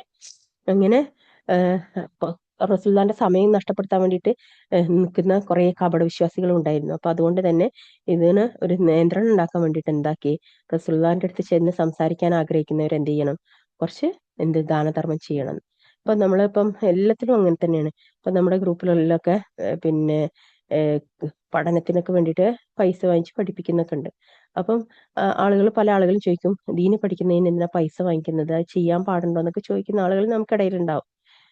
ശരിയാണ്, ദീന് പഠിക്കുന്നതിന് പൈസ വേണ്ട. അത് നിങ്ങൾക്ക് ഓൺലൈനിൽ എല്ലാ ഓപ്ഷൻസ് ഉണ്ടെന്ന്. ഇന്നത്തെ കാലഘട്ടത്തിൽ ദീന് പഠിക്കാൻ എല്ലാ ഓപ്ഷൻസ് ഉണ്ട്. പക്ഷെ നമ്മളിലെ ടീച്ചേഴ്സ് അവര് സമയം നഷ്ടപ്പെടുത്തി നമുക്ക് വേണ്ടിയിട്ട് ഇരിക്കുകയാണ് അല്ലെ, അതിനായിട്ട് അവര് മെനക്കെട്ട് വരികയാണ്. അപ്പൊ അതുകൊണ്ട് തന്നെ നമ്മൾ ഒരു ഒരു സമയത്തെ നമ്മൾ നിശ്ചയിച്ച് നമ്മൾ അതിന് വേണ്ടിയിട്ട് തീരുമാനിക്കപ്പെട്ട് കഴിഞ്ഞിട്ട് നമ്മൾ ചെയ്യുമ്പം നിങ്ങളും ഇതാവും, നിങ്ങൾ ആ സമയത്ത് കൃത്യസമയത്ത് തന്നെ നിങ്ങൾ വരും. അല്ലാന്നുണ്ടെങ്കിൽ എപ്പോൾ കിട്ടുന്നതാണെന്നുണ്ടെങ്കിലും അത് എപ്പോഴും ഒഴിഞ്ഞിരുന്ന് കിട്ടുന്ന ഒരു കാര്യമാണെന്നുണ്ടെങ്കിൽ നിങ്ങൾക്ക് അതിന് ഒരു വാല്യൂ ഉണ്ടാവില്ല. അപ്പൊ അതുകൊണ്ട് തന്നെ ആ വാല്യൂ ഉണ്ടാക്കാനും കൂടി വേണ്ടിയിട്ടാണ് ഇങ്ങനെ ചെയ്യുന്നത്. അല്ലാതെ ഈ ദീന് പഠിക്കാൻ വേണ്ടിയിട്ട് പൈസ വേണ്ട. ദീന് പഠിക്കാൻ ആർക്കും പൈസന്റെ ആവശ്യമില്ല. ദുനിയാവില് അത് അല്ലാഹു സുബ്ഹാനഹു വ തആല ഒഴിച്ചിട്ട് വെച്ചിട്ടുണ്ട്. നമുക്ക് എപ്പോ വേണമെങ്കിലും പോയിട്ട് ഖുർആൻ എടുക്കാം, പാരായണം ചെയ്യാം, അതിന്റെ തഫ്സീർ നോക്കാം, പഠിക്കാം. ഓൺലൈനിൽ ഒരുപാട് തഫ്സീർ ക്ലാസ്സുകളുണ്ട്, അതൊക്കെ നോക്കിയിട്ട് പഠിക്കാം. ഒക്കെ നമുക്ക് നമ്മുടെ സമയത്തിനനുസരിച്ച് ചെയ്യാം. പക്ഷെ വേറൊരാളെ സമയത്ത് നമ്മൾ നഷ്ടപ്പെടുത്തി നമ്മൾ പഠിക്കാനിരിക്കുകയാണെങ്കിൽ അവർക്ക് എന്ത് ചെയ്യണം? അതിനുള്ള ഒരു ഹദിയ നമ്മൾ കൊടുക്കണം. അപ്പൊ അതിന് വേണ്ടിയിട്ടാണ് അങ്ങനെ ഒരു സിസ്റ്റം വെക്കുന്നത്. ആ സിസ്റ്റം വെക്കുമ്പോൾ എന്താണ്, ആ കറക്റ്റായിട്ട് അത് ഫോളോ ചെയ്തു പോകും. അല്ലെങ്കിൽ എന്താ സംഭവിക്കുക? തോന്നുമ്പോൾ കയറി വരുന്നവരും വേണമെങ്കിൽ മതിയെന്ന് തോന്നുന്നവരും ക്ലാസ്സിലെ എക്സാം എന്തൊക്കെ നടക്കുന്ന സമയത്ത് അതൊന്നും പങ്കെടുക്കാതെ അതിൽ നിന്ന് മുങ്ങി നടക്കുന്നവരും വിളിച്ചാലും വിളി കേൾക്കാത്തവരും ഒക്കെ ആയിട്ട് ക്ലാസ് റൂം മാറും. അപ്പൊ അതെന്താവും? ബാക്കിയുള്ളവരെ കൂടി അത് പ്രയാസപ്പെടുത്തലാവും. അതുകൊണ്ടാണ് ഫീസ് കുറച്ചെങ്കിലും വാങ്ങിക്കുന്നത്. ഇപ്പൊ തീരെ ഇല്ലാത്തവരാണെങ്കിൽ പോലും ഒരു ലേശമെങ്കിലും വാങ്ങിച്ചിട്ട്, കുറച്ച് ചെറിയ സംഖ്യയെങ്കിലും പകുതിയെങ്കിലും വാങ്ങിച്ചിട്ട് ക്ലാസ് നടത്താൻ തീരുമാനിക്കുന്നതൊക്കെ അതുകൊണ്ടാണ്. അല്ലാതെ നിങ്ങൾക്ക് ഇല്ലായ്മ അറിയാഞ്ഞിട്ടൊന്നല്ല. പക്ഷെ നിങ്ങൾ അള്ളാഹുവിന് വേണ്ടിയിട്ട് ഒരു കാര്യത്തിന് വേണ്ടി മുന്നിട്ടാല് അള്ളാഹു സുബ്ഹാനഹു വ തആല അത് നൽകും എന്നുള്ളത് അത് പേഴ്സണലായിട്ട് എനിക്ക് അറിയുന്ന ഒരു കാര്യമാണ്. അപ്പൊ അതുകൊണ്ട് തന്നെ നമ്മുടെ നെയ്യത്ത് ശരിയല്ല എന്നുണ്ടെങ്കിൽ അത് കിട്ടൂല. നെയ്യത്ത് ശരിയാണെന്നുണ്ടെങ്കിൽ ഉറപ്പായിട്ടും ആ സമയമാകുമ്പോത്തിന് അള്ളാഹിന്റെ മാർഗത്തിൽ ചെലവഴിക്കാനാണെങ്കിൽ അത് അള്ളാഹ് തരിക തന്നെ ചെയ്യും. ഓക്കെ. അപ്പൊ അതുകൊണ്ട് തന്നെ ഇനി അഥവാ ഇപ്പൊ ആ സമയത്ത് ഇല്ല എന്നുണ്ടെങ്കിൽ നമുക്ക് ഒഴിവ് കഴിവ് പറയാം. പക്ഷെ ഒരിക്കലും ഇല്ല ഇല്ല ഇല്ല എന്ന് പറഞ്ഞ് നടക്കുന്ന ആളുകളുടെ ജീവിതം അവർക്ക് ഇല്ലായ്മ തന്നെയായിരിക്കും എന്നാണ് ഞാൻ മനസ്സിലാക്കിയിട്ടുള്ളത്. നമ്മൾ എപ്പോഴും എന്തായിരിക്കണം? നമ്മൾ നിറഞ്ഞിരിക്കുന്നവരായിരിക്കും. കാരണം നമ്മുടെ റബ്ബ് ആരാണ്? ഖനിയാണ് അല്ലെ? അള്ളാഹു സുബ്ഹാനഹു വ തആല ഖനിയാണ്. അപ്പൊ അതുകൊണ്ട് തന്നെ ആ ഖനിയുടെ അടിമകളാണ് നമ്മൾ. അപ്പൊ നമ്മളുടെ ഉള്ളിൽ എന്ത് വേണം? ആ ഒരു നിറഞ്ഞിരിക്കുന്ന സ്വഭാവം വേണം. അതായത് മനസ്സെപ്പോഴും എന്തായിരിക്കണം? ഉന്നതമായ സ്റ്റേറ്റിലും എല്ലതും ഉള്ള ഒരു സ്റ്റേറ്റിലായിരിക്കണം ഇരിക്കണേ. കാരണം എപ്പോ ചോദിച്ചാലും അള്ളാഹ് തരും.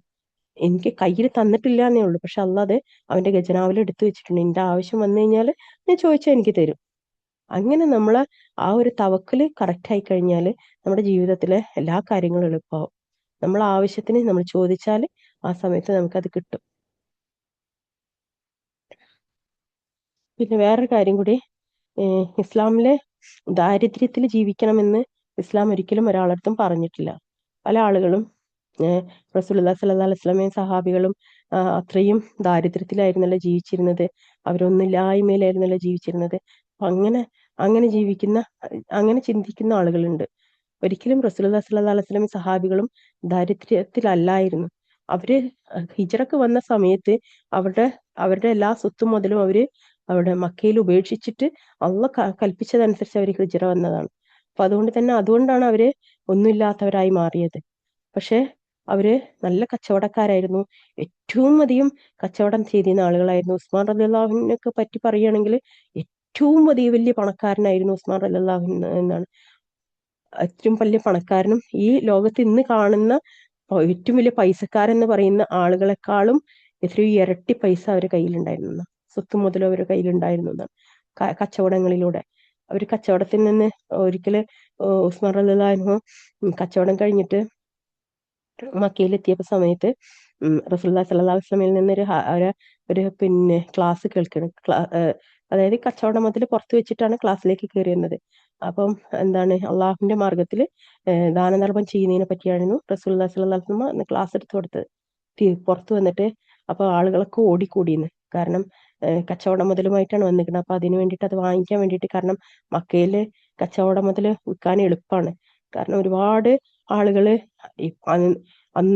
എല്ലാ കാലത്തും അവിടെ ഉണ്ട് ഇത് ഹജ്ജിന് വരുന്ന ആളുകൾ. അപ്പൊ അതുകൊണ്ട് തന്നെ കച്ചവട മുതലുകൾ വിൽക്കല് ഭയങ്കര ഈസിയാണ്. അപ്പൊ അതുകൊണ്ട് തന്നെ ആളുകൾ മുഴുവനും ഓടിക്കൂടി ഈ കച്ചവട മുതലുകൾ കിട്ടാൻ വേണ്ടിയിട്ട്. അതിന്റെ വിലന്റെ 3 ഇരട്ടി വരെ പറഞ്ഞു എന്നാണ്. കച്ചവട മുതല് അവർക്ക് വിൽക്കാൻ കിട്ടാൻ വേണ്ടിയിട്ട് അവര് കച്ചവടക്കാർ ഓടി വന്നിട്ട് ആ കൊണ്ടുവന്ന സാധനത്തിന്റെ 3 ഇരട്ടി വരെ പറഞ്ഞു എന്നാണ്. ഉസ്മാൻ റളിയല്ലാഹു അൻഹു പറഞ്ഞു, ഇല്ല, ഞാനിത് കൊടുക്കുന്നില്ല, ഞാനിത് അള്ളാന്റെ മാർഗത്തില് ഞാൻ ചെലവഴിക്കുകയാണെന്ന് പറഞ്ഞിട്ട് അത് മുഴുവനും ദാനധർമ്മം ചെയ്തു എന്നാണ്. അള്ളാന്റെ മാർഗത്തില് കടം കൊടുത്തു എന്നാണ്. ഓക്കെ. അത്രയും സ്വത്ത് മുതലും എല്ലാ സഹാബികൾക്കും ഉണ്ടായിരുന്നു. അവര് പണം ഇല്ലാഞ്ഞിട്ടല്ല അവര് ദരിദ്രരായത്. ആ ഒരു കാലഘട്ടത്തില് അവർ ഇസ്ലാമിന് വേണ്ടിയിട്ട് അവർ ത്യജിച്ചു കളഞ്ഞതാണ് അതൊക്കെ. അപ്പൊ അതുകൊണ്ട് തന്നെ ഒരിക്കലും പാവപ്പെട്ടവനായിട്ട് ജീവിക്കുക എന്ന് പറയുന്നത് ഇസ്ലാം ഒരു കോൺസെപ്റ്റായിട്ട് വെച്ച ഒരു കാര്യമൊന്നുമല്ല. അത് നമ്മൾ സ്വയം ഏറ്റെടുത്തതാണ്. അത് ഇപ്പം പിന്നെ അള്ളാഹു സുബ്ഹാനഹു വ തആല പറയുന്നുണ്ടല്ലോ ഖുർആനിൽ, ഇപ്പം നമ്മൾ പഠിച്ചത് തന്നെ. അതായത് അള്ളാഹു സുബ്ഹാനഹു വ തആല ഒരു സന്യാസ ജീവിതം ഒരാൾക്കും പറഞ്ഞിട്ടൊന്നുമില്ല. അത് സ്വയം അവർ ഏറ്റെടുത്തതാണ്. എന്നിട്ട് അവര് പൂർണ്ണമായിട്ട് പാലിച്ചതുമില്ല. ദാരിദ്ര്യം നമ്മൾ പറഞ്ഞ് ഏറ്റെടുക്കുമ്പം നമ്മൾ പിന്നീട് എന്താവണം, അത്രയും വിനയത്തോട് കൂടിയിട്ടും നമുക്കത് ആവശ്യമില്ല എന്നുള്ള രീതിയിൽ നമ്മൾ അത്രയും വിനയത്തോട് കൂടിയിട്ട് ജീവിക്കണം. പക്ഷെ നമ്മൾ എന്താ ചെയ്യുക, അപ്പോഴും നമ്മൾ പരാതി പറഞ്ഞുകൊണ്ടിരിക്കുകയാണ് ചെയ്യുക. നമ്മൾ ഇല്ലായ്മ ഇങ്ങനെ പറഞ്ഞുകൊണ്ടിരിക്കും, മറ്റുള്ളവരെ മുന്നിൽ കൈ നീട്ടിക്കൊണ്ടേയിരിക്കും. നമുക്ക് അല്ലാഹു സുബ്ഹാനഹു വ തആല ഭൂമിയിൽ ഒരുപാട് കഴിവുകൾ തന്നിട്ടുണ്ട്. നമ്മൾ കഴിവുകളെ തിരിച്ചറിയുകയും അത് ഇല്ല ഏത് കഴിവാണ് എനിക്ക് ജീവിതത്തിൽ ജീവിതമാർഗമാക്കാൻ പറ്റുക എന്നുള്ളത് നമ്മൾ ആലോചിച്ച് കണ്ടെത്തുകയും അതനുസരിച്ച് നമ്മൾ പുറപ്പെടുകയും ചെയ്യുക എന്നുള്ളതാണ്. അല്ലാതെ എല്ലാ കാലത്തും ഇങ്ങനെ ഇല്ലല്ലാ പാട്ട് പറഞ്ഞുകൊണ്ട് നടക്കുന്ന ഒരുപാട് ആളുകൾ നമുക്കിടയിലുണ്ട്. എന്നും ഇല്ലല്ലാ പറയലാണ്, ഇല്ല ഇല്ല ഇല്ല ഇല്ല പറയാം. അവരുടെ ജീവിതം ജനിച്ചത് മുതൽ മരിക്കുന്നവരെ അവർ ഇല്ലായ്മയിൽ തന്നെ ആയിരിക്കും. അവരുടെ മക്കളും ആ ലെവലിൽ തന്നെ ആയിരിക്കും ജീവിക്കുക. കാരണം അവർ കണ്ടു വളർന്ന എന്താ, മാതാപിതാക്കൾ ഇല്ലാത്തരം പറയുന്ന സ്വഭാവം കണ്ടു വളർന്ന മക്കളും അതേ സ്വഭാവത്തിലായിരിക്കും ജീവിക്കുക. എല്ലാവരും പിശുക്കന്മാരും പിശുക്കത്തരം കാണിക്കുന്നവരുമായിട്ട് അവരുടെ ജീവിതം അവരുടെ ആക്കിപത്തും അവര് നശിപ്പിച്ചു കളയും. അല്ലാഹു സുബ്ഹാനഹു വ തആല ദുനിയാവിൽ നൽകിയത് മുഴുവനും ദുനിയാവിൽ വിനിയോഗിക്കാനും ഉപയോഗിക്കാനും വേണ്ടിയാണ്. പിശുക്കത്തരം കാണിക്കുക, പിശുക്കി വെക്കുക, നാളേക്കൽക്ക് ചിന്തിച്ചു കണ്ട് ഇന്നെടുത്ത് വെക്കുക, ഇതൊക്കെ എന്താണ്? ഇതൊക്കെ അള്ളാഹിലുള്ള വിശ്വാസത്തിന്റെ കുറവ് കൊണ്ടാണ് ഉണ്ടാവുന്നത്. വിശ്വാസം നല്ല ഉള്ളിലുള്ള ഒരാൾക്ക് നാളത്തെ കുറിച്ചൊരു ചിന്തയേ ഉണ്ടാവില്ല. നാളെ ഉണ്ടെങ്കിലല്ലേ, നമ്മൾ ജീവനോടെ ഉണ്ടെങ്കിലല്ലേ നാളെ എന്നൊരു ദിവസം ഉണ്ടാവുക. ഇല്ലെങ്കിൽ നമുക്ക് ഇറങ്ങിയ റിസ്ക് അതോട് കൂടിയിട്ട് അവസാനിക്കും. അപ്പൊ നമ്മളാണ് നമ്മളെ റിസ്ക് ഏറ്റവും നല്ല രീതിയിൽ വിനിയോഗിക്കേണ്ടത്. നമ്മൾ ഇട്ടിട്ട് പോയാൽ അതെന്താണ്, അത് മറ്റൊരാളുടെ മുതലാണ് അല്ലേ. അവര് ആ മുതല് ഉപയോഗിക്കോ ഇല്ലേ, അവര് ദാനധർമ്മം ചെയ്യോ ഒന്നും അറിയില്ല. നമ്മൾ വിനിയോഗിച്ചാലാണ് നമുക്കത് ഉപകാരപ്പെടുക, നമ്മളെ കബറിലേക്ക് അത് എത്തുക. അവർക്കുള്ളത് അവര് അധ്വാനിച്ചുണ്ടാക്കണം. അവരെ അല്ലാഹു സുബ്ഹാനഹു വ തആല സൃഷ്ടിച്ചിട്ടുള്ളത് അധ്വാനിക്കാൻ വേണ്ടിയിട്ട് തന്നെയാണ്. മറ്റൊരാളെ സ്വത്തും സമ്പത്തും കണ്ടുകൊണ്ടല്ല നമ്മൾ ജീവിക്കേണ്ടത്. നമ്മൾ ഉപ്പാന്റെയും ഉമ്മാന്റെയും സ്വത്തും മുതലും കണ്ടിട്ട് ജീവിക്കുന്ന ആളുകൾ അത് മുഴുവൻ നശിപ്പിച്ച് കളയുന്നവരായിരിക്കും. കണ്ടിട്ടില്ലേ, സ്വത്തും മുതലും കിട്ടിക്കഴിഞ്ഞാൽ അന്ന് കാണാൻ വിൽക്കാൻ തുടങ്ങും. വിറ്റ് വിറ്റ് വിറ്റ് ഒന്നുമില്ലാതാക്കിയിട്ട് അവർ പിന്നീട് പാപ്പരായിട്ട് ജീവിക്കും. കാരണം ഉമ്മാന്റെയും പാപ്പാന്റെയും സ്വത്ത് കണ്ട് ജീവിച്ചവര് അത് വിറ്റ് തുലക്കുക തന്നെ ചെയ്യും. എന്നാൽ ജീവിതത്തിൽ സ്വയം നേടണം എന്ന് ആഗ്രഹിച്ച് സ്വയം ഇറങ്ങി പുറപ്പെട്ടവർക്ക് അല്ലാഹു സുബ്ഹാനഹു വ തആല നൽകുക തന്നെ ചെയ്യും. അതാണ് ഒരു ഹദീസ്, ആദ്യത്തെ ഹദീസ് നമ്മൾ പഠിക്കുന്ന ഏറ്റവും ആദ്യത്തെ ഹദീസ് നമ്മൾ നീയത്ത് ശരിയാക്കുക എന്നുള്ളതാണ്. നമ്മൾ എന്തിനു വേണ്ടിയിട്ടാണ് ഇറങ്ങി പുറപ്പെടുന്നത്, ആ കാര്യം അല്ലാഹു സുബ്ഹാനഹു വ തആല പൂർത്തിയാക്കി തരുന്നു. അള്ളാഹുലും അവന്റെ റസൂലിനും മുൻനിർത്തി നമ്മൾ ഇറങ്ങി പുറപ്പെട്ടാൽ അല്ലാഹു സുബ്ഹാനഹു വ തആല അത് പൂർത്തിയാക്കും. എന്നാൽ ഒരു സ്ത്രീയെ കല്യാണം കഴിക്കാൻ വേണ്ടിയിട്ട് ഇറങ്ങി പുറപ്പെട്ടാൽ ആ സ്ത്രീയെ കല്യാണം കഴിപ്പിച്ചു കൊടുക്കും. നമ്മൾ എന്തിനു വേണ്ടിയിട്ടാണോ ഹിജ്റ പോയത്, ആ ഹിജ്റ അല്ലാഹു സുബ്ഹാനഹു വ തആല പൂർത്തിയാക്കുന്ന. അപ്പൊ അതുകൊണ്ടാണ് ഗൾഫിലേക്ക് പോകുന്ന ആളുകൾ അവര് പോകുമ്പോ എന്തൊക്കെ നെയ്യത്ത് ചെയ്യുക, മക്കളെ വിവാഹം നടത്തണം, നല്ല വീട് വെക്കണം, ഇതൊക്കെയാണല്ലേ നെയ്യത്ത്. നമ്മുടെ ഏറ്റവും വലിയ നെയ്യത്തുകളിൽ പെട്ട ആ നെയ്യത്ത് അല്ലാഹു സുബ്ഹാനഹു വ തആല പൂർത്തിയാക്കി തരും. എല്ലാവർക്കും നെയ്യത്ത് പൂർത്തിയാക്കി തന്നിട്ടുണ്ടാവും. നിങ്ങളിൽ എത്ര ഭർത്താക്കന്മാർ ഗൾഫിൽ പോയിട്ടുണ്ടോ അവരൊക്കെ ചെയ്ത നെയ്യത്ത് അല്ലാഹു സുബ്ഹാനഹു വ തആല പൂർത്തിയാക്കി തന്നിട്ടുണ്ടാവും.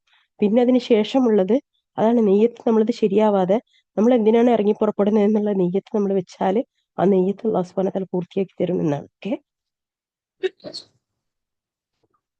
അപ്പൊ അതുകൊണ്ട് തന്നെ നമ്മളെ നെയ്യത്ത് എന്താണെന്ന് നമ്മൾ ആഖിബത്ത് എന്താണ് വേണ്ടത് എന്നുള്ളത് ആദ്യം തീരുമാനിച്ചിട്ട് വേണം നമ്മൾ എല്ലാ കാര്യത്തിനും ഇറങ്ങി പുറപ്പെടാൻ. സത്യവിശ്വാസികളെ, നിങ്ങൾ റസൂലുമായി രഹസ്യ സംഭാഷണം നടത്തുകയാണെങ്കിൽ നിങ്ങളുടെ രഹസ്യ സംഭാഷണത്തിന് മുമ്പായി ഏതെങ്കിലും ഒരു ദാനം നിങ്ങൾ അർപ്പിക്കുക. അതാണ് നിങ്ങൾക്ക് ഉത്തമവും നിങ്ങൾക്ക് പരിശുദ്ധവുമായിട്ടുള്ളത്. ഇനി നിങ്ങൾക്ക് ദാനം ചെയ്യാൻ ഒന്നും കിട്ടിയിട്ടില്ലെങ്കിൽ തീർച്ചയായും അള്ളാഹു ഏറെ പൊറുക്കുന്നതിനും കരുണാനിധിയുമാകുന്നു. നിങ്ങളുടെ രഹസ്യ സംഭാഷണത്തിന് മുമ്പായി ദാനധർമ്മങ്ങൾ അർപ്പിക്കുന്നതിനെ പറ്റി നിങ്ങൾ ഭയപ്പെട്ടിരിക്കുകയാണോ? എന്നാൽ നിങ്ങൾ അത് ചെയ്യാതിരിക്കുകയും അള്ളാഹു നിങ്ങളുടെ നേരെ പാപമോചനം കൊണ്ട് മടങ്ങുകയും ചെയ്തിരിക്കുകയാൽ നിങ്ങൾ നമസ്കാരം മുറ പോലെ നിർവഹിക്കുകയും സക്കാത്ത് നൽകുകയും അള്ളാഹുയും എന്റെ റസൂലിനെയും നിങ്ങൾ അനുസരിക്കുകയും ചെയ്യുക. അള്ളാഹു നിങ്ങൾ പ്രവർത്തിക്കുന്നതിനെ പറ്റി സൂക്ഷ്മമായി അറിയുന്നവനാകുന്നു. അള്ളാഹു കോപിച്ച ഒരു വിഭാഗവുമായി യഹൂദരുമായി മൈത്രിയിൽ ഏർപ്പെട്ടവരെ നിങ്ങൾ മുനാഫിക്കുകളെ നിങ്ങൾ കണ്ടില്ലേ? അവർ നിങ്ങളിൽ തൊട്ടവരല്ല, അവരിലും യഹൂദരിലും പെട്ടവരല്ല. അവർ അറിഞ്ഞുകൊണ്ട് കള്ളസത്യം ചെയ്യുകയും ചെയ്യുന്നു. അള്ളാഹു അവർക്ക് കഠിനമായ ശിക്ഷ ഒരുക്കി വെച്ചിരിക്കുന്നു. തീർച്ചയായും അവർ ചെയ്തുകൊണ്ടിരിക്കുന്ന കാര്യം എത്രയോ ദുഷിച്ചതാകുന്നു. അവരുടെ ശബ്ദങ്ങളെ അവർ ഒരു പരിചയാക്കി തീർത്തിരിക്കുന്നു. അങ്ങനെ അവർ അള്ളാഹുവിന്റെ മാർഗത്തിൽ നിന്ന് ജനങ്ങളെ തടഞ്ഞു. അതിനാൽ അവർക്ക് അപമാനകരമായ ശിക്ഷയാണുള്ളത്. അതായത് മുനാഫിക്കുകൾ, കപടവിശ്വാസികള്, അവര് അവര് പഴയ മതസ്ഥരുമല്ല, അതായത് യഹൂദ സമൂഹമല്ല, യഹൂദ നസാറാക്കളും അല്ല, എന്നാലും മുസ്ലിങ്ങളും അല്ല എന്നാണ്. അവരങ്ങോട്ടും ഇങ്ങോട്ടും ആടിക്കളിക്കുന്നവരാണ് എന്നാണൊക്കെ. അവരുടെ സമ്പത്തുകളോ സന്താനങ്ങളോ അള്ളാഹുവിൽ അവർക്ക് ഒട്ടും പ്രയോജനം ചെയ്യുകയില്ല. അത്തരക്കാരാകുന്നു നരകാവകാശികൾ. അവരതിൽ നിത്യവാസികളായിരിക്കും. അള്ളാഹു അവരെയെല്ലാം ഉയർത്തെഴുന്നേൽപ്പിക്കുന്ന ദിവസം നിങ്ങളോട് അവർ ശബ്ദം ചെയ്യുന്നത് പോലെ അവനോടും അവർ ശബ്ദം ചെയ്യും. തങ്ങൾ ഈ കള്ളസത്യം മൂലം എന്ന് നേടിയതായി അവർ വിചാരിക്കുകയും ചെയ്യും. അറിയുക, തീർച്ചയായും അവർ തന്നെയാകുന്നു കള്ളം പറയുന്നത്. പിശാച് അവരെ കീഴടക്കി വെക്കുകയും അങ്ങനെ അള്ളാഹുവെ പറ്റിയുള്ള ഉത്ബോധനം അവർക്ക് വിസ്മരിപ്പിച്ചു കളയുകയും ചെയ്തിരിക്കുന്നു. കൂട്ടരാകുന്നു പിശാചിന്റെ കക്ഷി. അറിയുക, തീർച്ചയായും പിശാചിന്റെ കക്ഷി തന്നെയാകുന്നു നഷ്ടക്കാർ. തീർച്ചയായും അള്ളാഹുവോടും അവൻ റസൂലിനോടും എതിർത്തി നിൽക്കുന്നവരാരോ കൂട്ടർ ഏറ്റവും നിന്ദ്യവാന്മാരുടെ കൂട്ടത്തിലാകുന്നു. തീർച്ചയായും ഞാനും എന്റെ ദൂതന്മാരും തന്നെയാണ് വിജയം നേടുകയെന്ന് അള്ളാഹു രേഖപ്പെടുത്തിയിരിക്കുന്നു. തീർച്ചയായും അള്ളാഹു ശക്തനും പ്രതാപിയുമാകുന്നു. അള്ളാഹുലും അന്ത്യദിനത്തിലും വിശ്വസിക്കുന്ന ഒരു ജനത അള്ളാഹുവോടും അവന്റെ റസൂലിനോട് എതിർത്ത് നിൽക്കുന്നവരും സ്നേഹബന്ധം പുലർത്തുന്നതായി നീ കണ്ടെത്തുകയില്ല. അവർ എതിർപ്പുകാർ അവരുടെ പിതാക്കളോ പുത്രന്മാരോ സഹോദരന്മാരോ ബന്ധുക്കളായിരുന്നാൽ പോലും അത്തരക്കാരുടെ ഹൃദയങ്ങളിൽ അള്ളാഹു വിശ്വാസം രേഖപ്പെടുത്തുകയും അവന്റെ പക്കൽ നിന്നുള്ള ഒരു ആത്മചൈതന്യം കൊണ്ട് അവർക്ക് പിൻബലം നൽകുകയും ചെയ്തിരിക്കുന്നു. താഴ്ഭാഗത്തു കൂടി നദികൾ ഒഴുകുന്ന സ്വർഗ്ഗത്തോപ്പുകളിൽ അവൻ പ്രവേശിപ്പിക്കുകയും ചെയ്യും. അവരതിൽ നിത്യവാസികളായിരിക്കും. അള്ളാഹു അവരെ പറ്റി തൃപ്തിപ്പെട്ടിരിക്കുന്നു. അവർ അവനെ പറ്റിയും തൃപ്തിപ്പെട്ടിരിക്കുന്നു. അത്തരക്കാരാകുന്നു അള്ളാഹുവിന്റെ കക്ഷി. അറിയുക, തീർച്ചയായും അള്ളാഹുവിന്റെ കക്ഷിയാകുന്നു വിജയം പ്രാപിക്കുന്നവർ.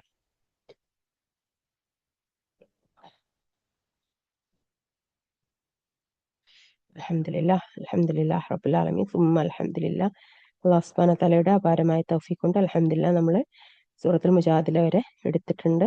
ഇൻഷാ അല്ലാഹ് ബാക്കി ഭാഗം ഇനി 3 ജുസും കൂടിയാണുള്ളത്.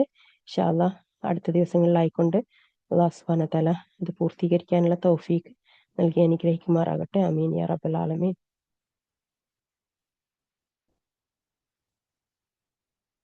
28ാമത്തെ ജുസ് തുടങ്ങി മുജാദില. ഇനിയുള്ളത് 29ഉം 30ഉം കൂടി. ഇനിയൊക്കെ ചെറിയ ചെറിയ സൂറത്തുകളാണ്.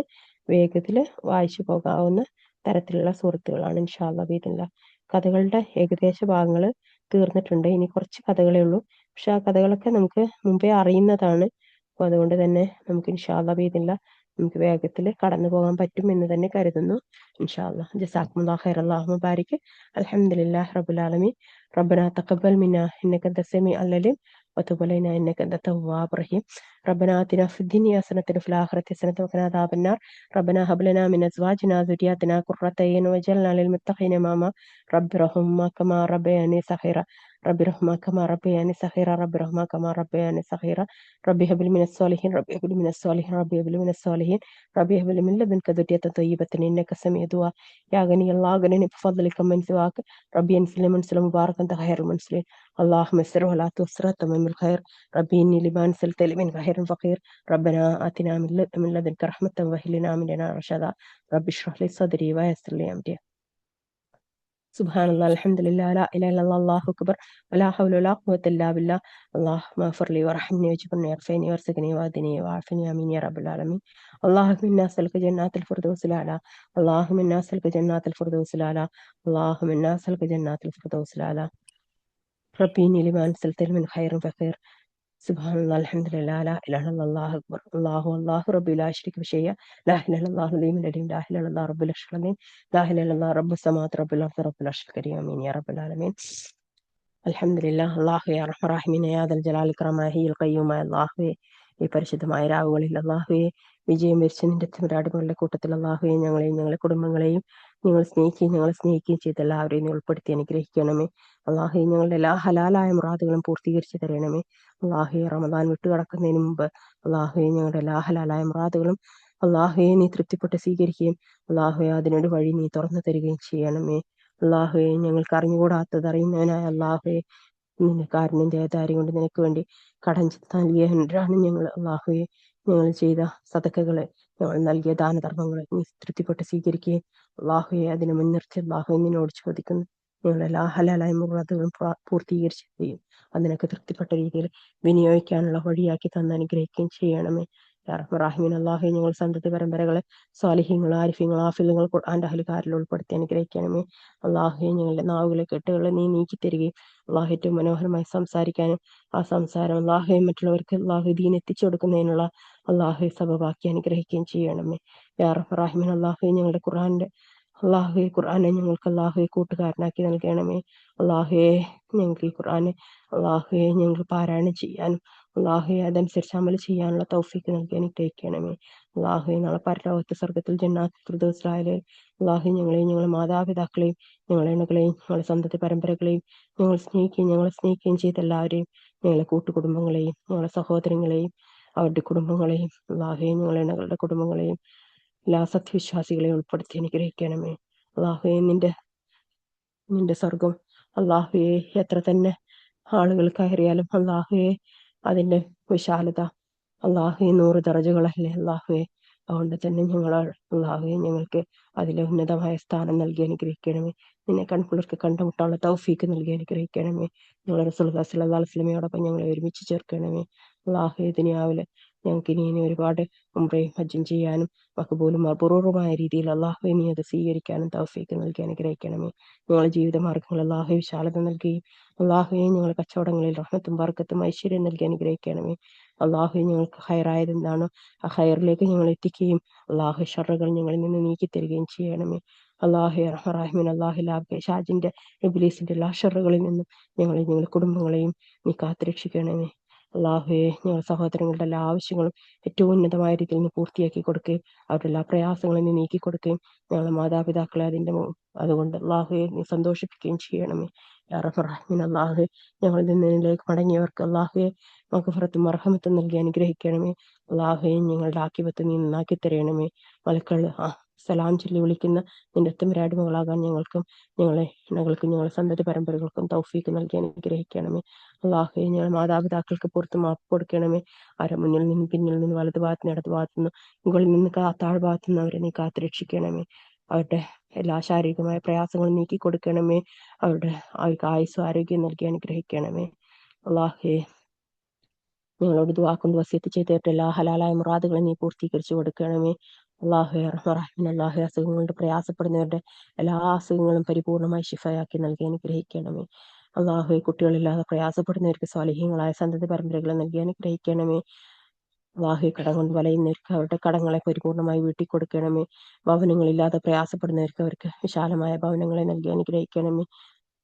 അള്ളാഹുവെ പുറത്തു പറയാൻ പറ്റാത്ത രീതിയിൽ പ്രയാസങ്ങൾ അനുഭവിക്കുന്നവരുടെ എല്ലാവരുടെയും പ്രയാസങ്ങൾ അള്ളാഹുവെ പരിപൂർണമായി നീക്കി അള്ളാഹുവെ അവർക്ക് സമാധാനം നൽകണമേ. അവരുടെ ഹൃദയത്തിന് നീ സമാധാനം നൽകി അനുഗ്രഹിക്കണമേ. മക്കളെ കൊണ്ട് പ്രയാസപ്പെടുന്നവരുടെ പ്രയാസങ്ങളെ നീ നീക്കി കൊടുക്കണമേ. ഇണകളിലൂടെ അള്ളാഹുവെ പ്രയാസം അനുഭവിക്കുന്നവരുടെ പ്രയാസങ്ങളെ നീക്കി അള്ളാഹുവെ അവർക്കിടയിൽ നീ മവദ്ദത്തും റഹ്മത്തും നൽകി അനുഗ്രഹിക്കണമേ. അള്ളാഹുവെ ഞങ്ങൾ ഇണകളിൽ അള്ളാഹു ഞങ്ങൾക്ക് നീ സന്തോഷ സുഖവും സമാധാനം സംതൃപ്തി നൽകി അനുഗ്രഹിക്കണമേ. അള്ളാഹുവെ ഞങ്ങളുടെ കിടപ്പറകളെ അള്ളാഹുവെ സന്തോഷത്തിൽ സമാധാനത്തിൽ സംതൃപ്തിയിലാക്കി തന്ന് അനുഗ്രഹിക്കണമേ. യാ റഹ്മാൻ അള്ളാഹു ഞങ്ങൾ സഹോദരങ്ങളുടെ എല്ലാ പ്രയാസങ്ങളും ബുദ്ധിമുട്ടുകളും നീ കൊടുക്കണമേ. റഹ്മാൻ അള്ളാഹുവെ ഞങ്ങളുടെ എല്ലാ ജീവിതമാർഗങ്ങളും ഞങ്ങൾക്ക് നീ തുറന്നു തരിക. അത് നിനക്ക് തൃപ്തിപ്പെട്ട രീതിയിൽ വിനിയോഗിക്കാനുള്ള സബബാക്കി തന്ന് അനുഗ്രഹിക്കുകയും ചെയ്യണമേ. ആമീൻ യാ റബ്ബൽ ആലമീൻ. ഈ മജ്ലിസിനെ അള്ളാഹുവെ നീ തൃപ്തിപ്പെട്ട് സ്വീകരിക്കണമേ.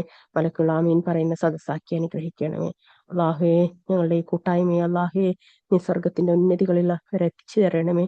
അള്ളാഹു ലോകം മുഴുവനും അള്ളാഹുവെ ഞങ്ങളുടെ ഈ കൂട്ടായ്മയെ നീ എത്തിച്ച് അനുഗ്രഹിക്കണമേ.